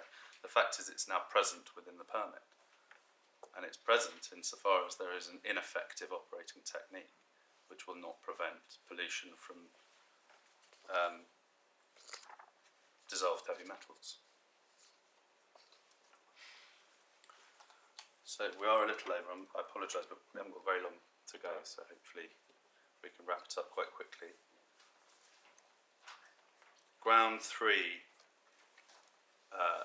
can be taken very shortly, and I've already alluded to it. It's the presence of the dust management plan.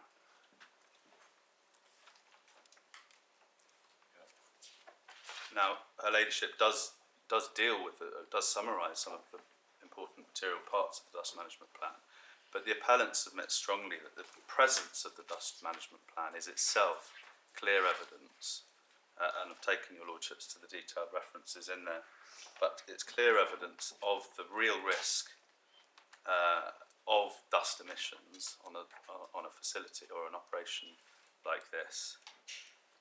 And again, it's not sufficient in those circumstances to minimise dust emissions for the purposes of Article 46(5).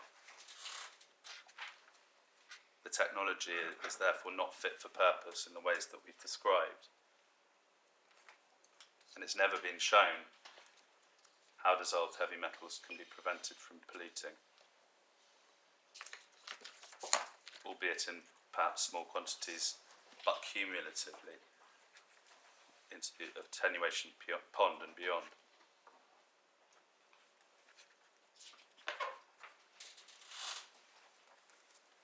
Yes. Lastly then, my lords, ground 4. Yeah. This is the question of margin of appreciation and whether it should be afforded in this case to the Environment Agency on the present facts. The appellant submits that the cases of Mott and Levy are not applicable here.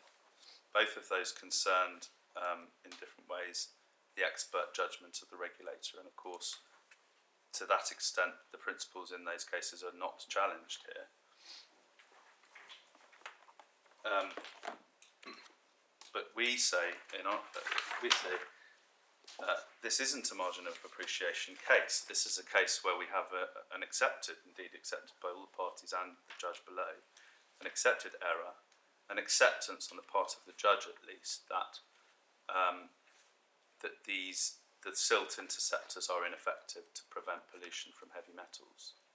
So the contentious science is not present. There isn't any he said, she said, or differing opinions here in relation to that key fact. And that key fact is the ineffectiveness of the silt interceptors in relation to what is an important potential pollutant.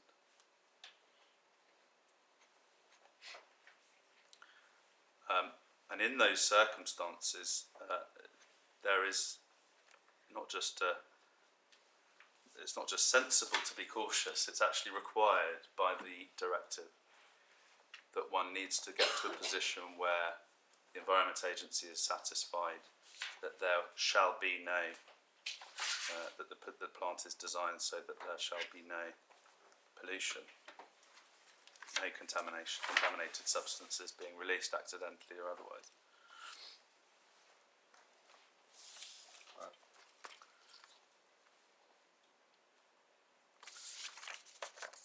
So, my lords, just in conclusion, Yes. it's not enough, as we've seen, just simply to say something is so, to make it so. It's not enough to say there shall be no pollution. It's not enough to say only uncontaminated water will be released. One has to show how that's going to happen or how that's going to be ensured. And in this case, there is unfortunately a glaring flaw within the system, which apparently is at least acknowledged by all, albeit that the Environment Agency contests the materiality of it. And just finally, it must be material, the appellant would submit, because ultimately pollution from a site like this attracts the highest protections for a reason, and that is to safeguard both human and environmental health. So, my lords, we would invite your lordships in due course to allow this appeal. Thank you. Thank you, Mr. Studham-Jones. Thank you very much indeed. Thank you. Yes, Mr. Williams. My lords, if it's helpful, I intend to begin with an overview of my response to that case, Right. and then raise one or two points of legal approach, and then go to the permit. Right. So, in terms of my overview response, the claim is based on a mistake of fact. To be an error of law, that mistake of fact has to be made by the decision maker. Here, there was a mistake in the application documentation 245, as your lordships have seen, but it wasn't made by the EA, and it wasn't incorporated in my submission into the permit.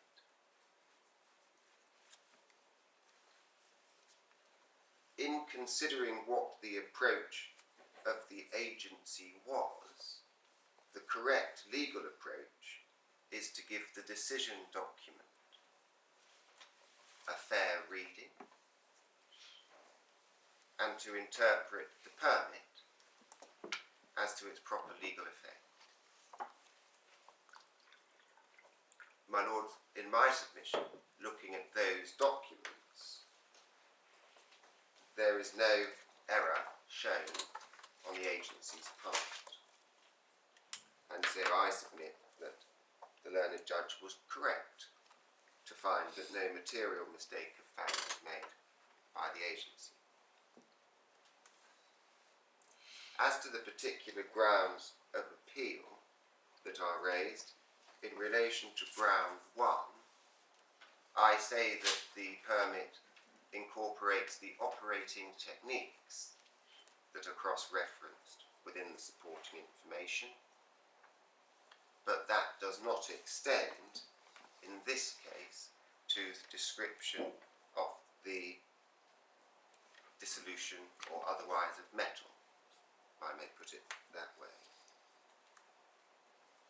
So it doesn't extend to the description in paragraph 245. My Lord, yes. In relation to ground 2, in my submission, the learned judge properly identified the tests from E against the Secretary of State and found that there was not a material error made by the agency which that case requires. And my lords, I defend the case not as Mr. Stedman-Jones implied by reference to a retrospective justification of the agency's decision. I rely, as I've said, on the interpretation of the decision document and the permit. This isn't a case where, after the event, explanation of the reasoning has been produced and deliberately said. So no offence to Ermakov.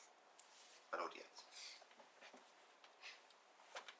In relation to ground 3 and the dust management plan, my lords, it's important that the court recognises that the dust management plan is just one of the ways in which emissions from the facility will be controlled. I will take your lordships to the intended system for process water, because the court knows that it's common ground that there can be leaching of metals into water, but because of the process water system, all of the operational areas where water as part of the process comes into contact with the IBA or the IBAA will be on hard standing that forms part of the sealed drainage system. So the agency were entitled to have regard to the dust management plan alongside the other measures and form a judgment as to the effectiveness of those measures in preventing the release of polluting substances, which is what was required by Article 46(5). Sorry, could you just say that again? Yes, the agency were entitled to have the processed water will form part of the sealed drainage system. My lord, yes. Right, that's the inside. That's the inside. So effectively, anything that's within the IBA area on hard standing, any washdown areas, they are all part of the process system. Yes, but I understand what is being pointed to here is the exterior. The estate road. I can't remember what sort of water that was called. It was the There will be surface water falling on the surface estate water, road. thank you, yes. My lord, yes. So the focus has been so far on surface water. My lord, yes. So But in terms of what happens to processed water tell us about the fate of surface water? my lord, the treatment of processed water is part of the agency's measures that it takes into account to ensure that overall the facility isn't in breach of Article 46(5). So the whole range of measures is what the agency's considering. Yes, but what about, the question is, what about the dissolved heavy metals in the surface water? My lord, the intention of the system is to prevent dust escaping. Well, that may be the Into the aspiration, but is it going to work when we don't have an effective filter system? I mean, that's the core issue, isn't it? My lord, that comes down in my submission to a judgment as to how effective the measures will be at preventing the emissions of dust into the surface water system. And that's a matter for the judgment of the agency. Well, it would be if they confronted the problem and ruled upon it. But, Lord- I mean, you may be going to show us where they did, but we haven't so far got to that. My lord, I'm going to go to the documents that I say disclose the agency's reasoning All right. through the permit and the decision document. I just thought it would be helpful at the outset to This is an outline. Yes. Yes. And my lord, in relation to the margin of appreciation, this isn't a rationality challenge, and as such I recognise that the margin appreciation is of limited relevance. The authorities do show that a regulatory body, in exercising its specialist judgment, has a particularly wide discretion, and the agency is entitled to exercise it pursuant to its functions. And my lords, my final point, by way of overview, is the question of discretion. And in my submission, due to the particular conditions that are attached to the permit, the court may be satisfied that it's highly likely that the outcome would have been the same. Section 31(2)(a). Section 31(2)(a). And I will, of course, go to those conditions in the permit that I say achieves that result. Right. So, my lord, that's all by way of overview.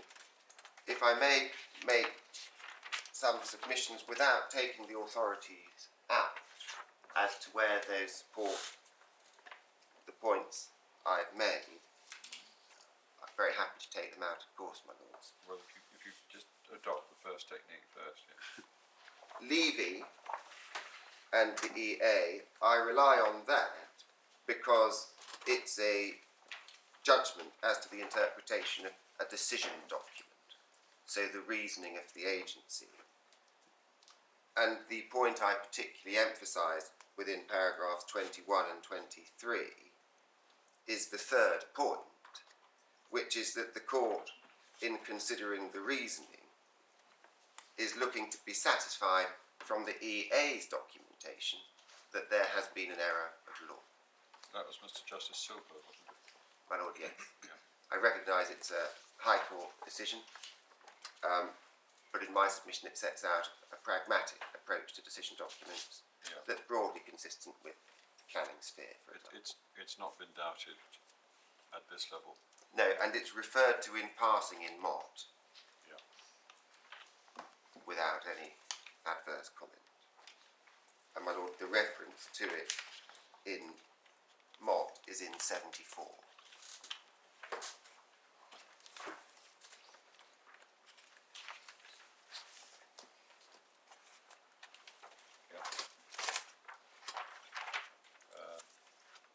I respectfully rely on your lordship's judgment, or Justice Lindblom, in Squire as to the interpretation of the permit itself. Yeah. I have nothing to add. Can you just remind me of the paragraph? It's 41 to 43, my lord. Thank you.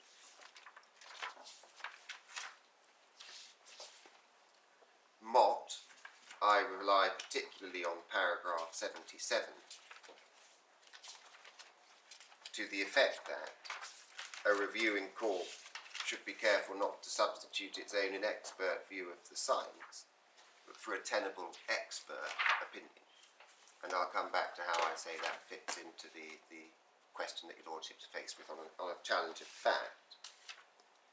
Right.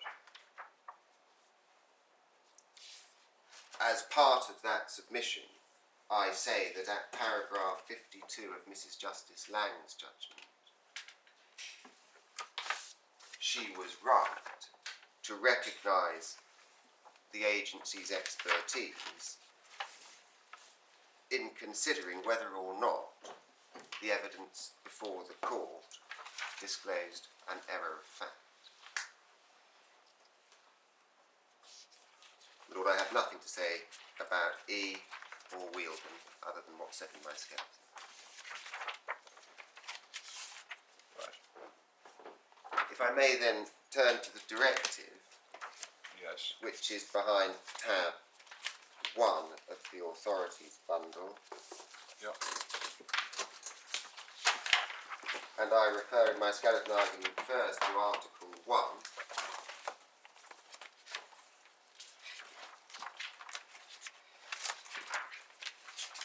which introduces the directive by recognising it lays down rules designed to prevent, or where that's not practicable, to reduce emissions into air, water and land, and to prevent the generation of waste in order to achieve a high level of protection of the environment taken as a whole. Looking at Article 1, it has 2 paragraphs.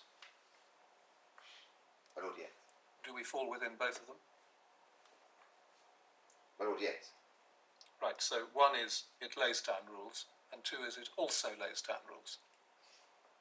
So 2 doesn't include everything that it does. No, my Lord, no. I'd accept But I mean, you're using paragraph 2 to suggest that there's an overlay of do your best. I'm referring to it as an introductory article because when it comes to, for example, the decision document, it's dealing with other parts of the directive, for example, in relation to best available techniques, other than simply Article 46(5). Yes, but Article 46(5) may be laying down a rule. Lord, yes, I accept that. Yeah. I just, Which is not diluted by no, para But 2 of Article- Article 1. if we turn to Article 46(5), my Lord, I accept that in relation to what will be identified as preventing the unauthorised and accidental release of any polluting substances into soil, surface water and groundwater. And the critical question here is to consider how sites,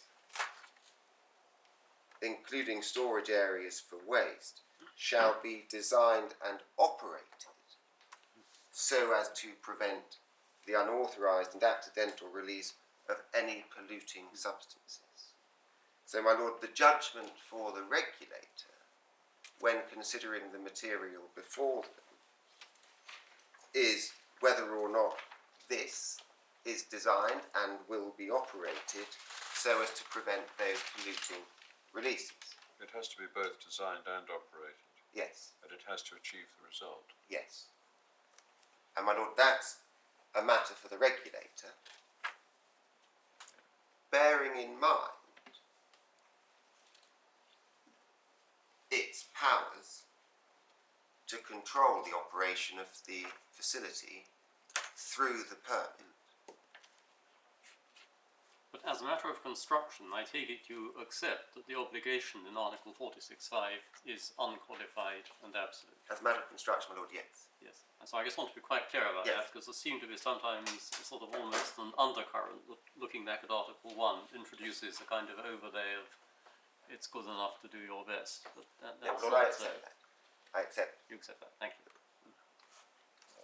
My Lord, I emphasise that the controls put in place through the condition are relevant to the achievement of that directive by the agency. But the controls would have to be real and meaningful, My Lord, they would have to be effective, Yeah. which whichever word one uses. includes being enforceable. Yes, effective and enforceable.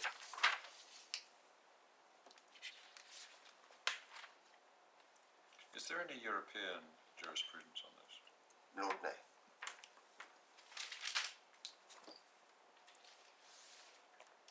Lord, may I? Is there any European jurisprudence on parallel provisions in other directives in which such language is used? Designed and operated in such a way as to prevent ... My Lord, I'm afraid I can't refer the court to any. I'm not A aware. reflection over the short adjournment. Nobody's referred to any, No. but that's probably because it's not contentious. The questions we've just asked you show that it's not, I think. My Lord. Yes. My Lord, the only other document I wanted to refer to in relation to the authorities is in relation to the environmental permitting regulations. Yeah. And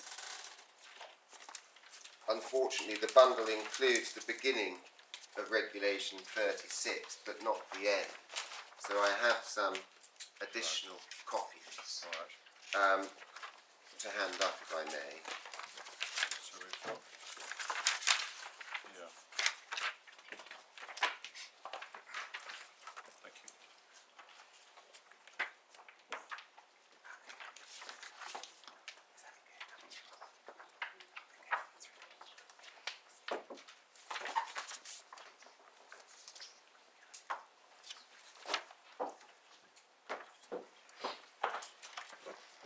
Thank you so much. My Lord, regulation 36 addresses enforcement notices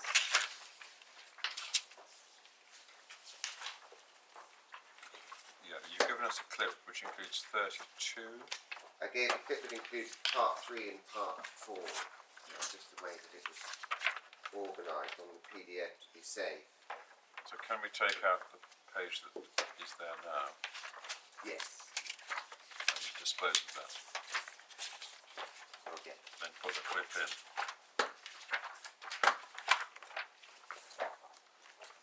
Does that work? My Lord, yes, please. Yes, so you wanted to look at 36(1).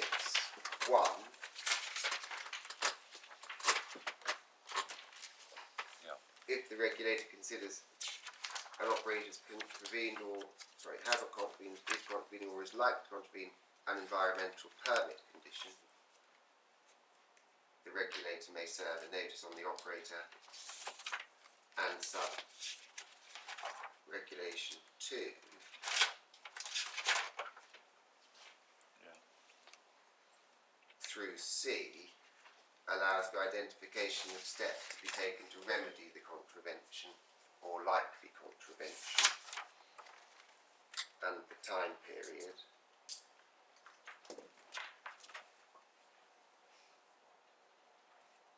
Yeah. 3, steps that may be specified in the notice include steps to make the operation of the regulator comply with the environmental permit conditions and to remedy the environmental effects caused by the contravention. Yes. So the notice may require the remedy of the effects. Did this feature in the decision letter? The decision document. The powers of enforcement not set out there. No, but in other words, it wasn't as if the decision document said, well, assuming we're wrong and something does happen, as is feared here, we can always enforce.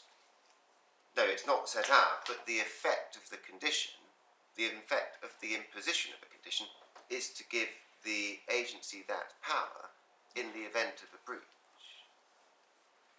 And my Lord, 38, regulation 38,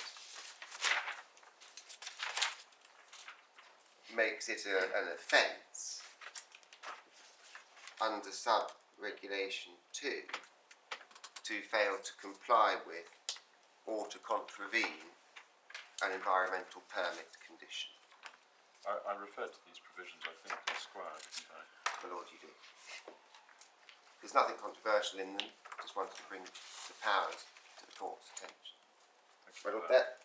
what I want to say on the authorities and directive, Right, and it's was now that a convenient? 1 o'clock, so it would be convenient to stop now and come back at 2. Which is what we shall do, thank you. So fast.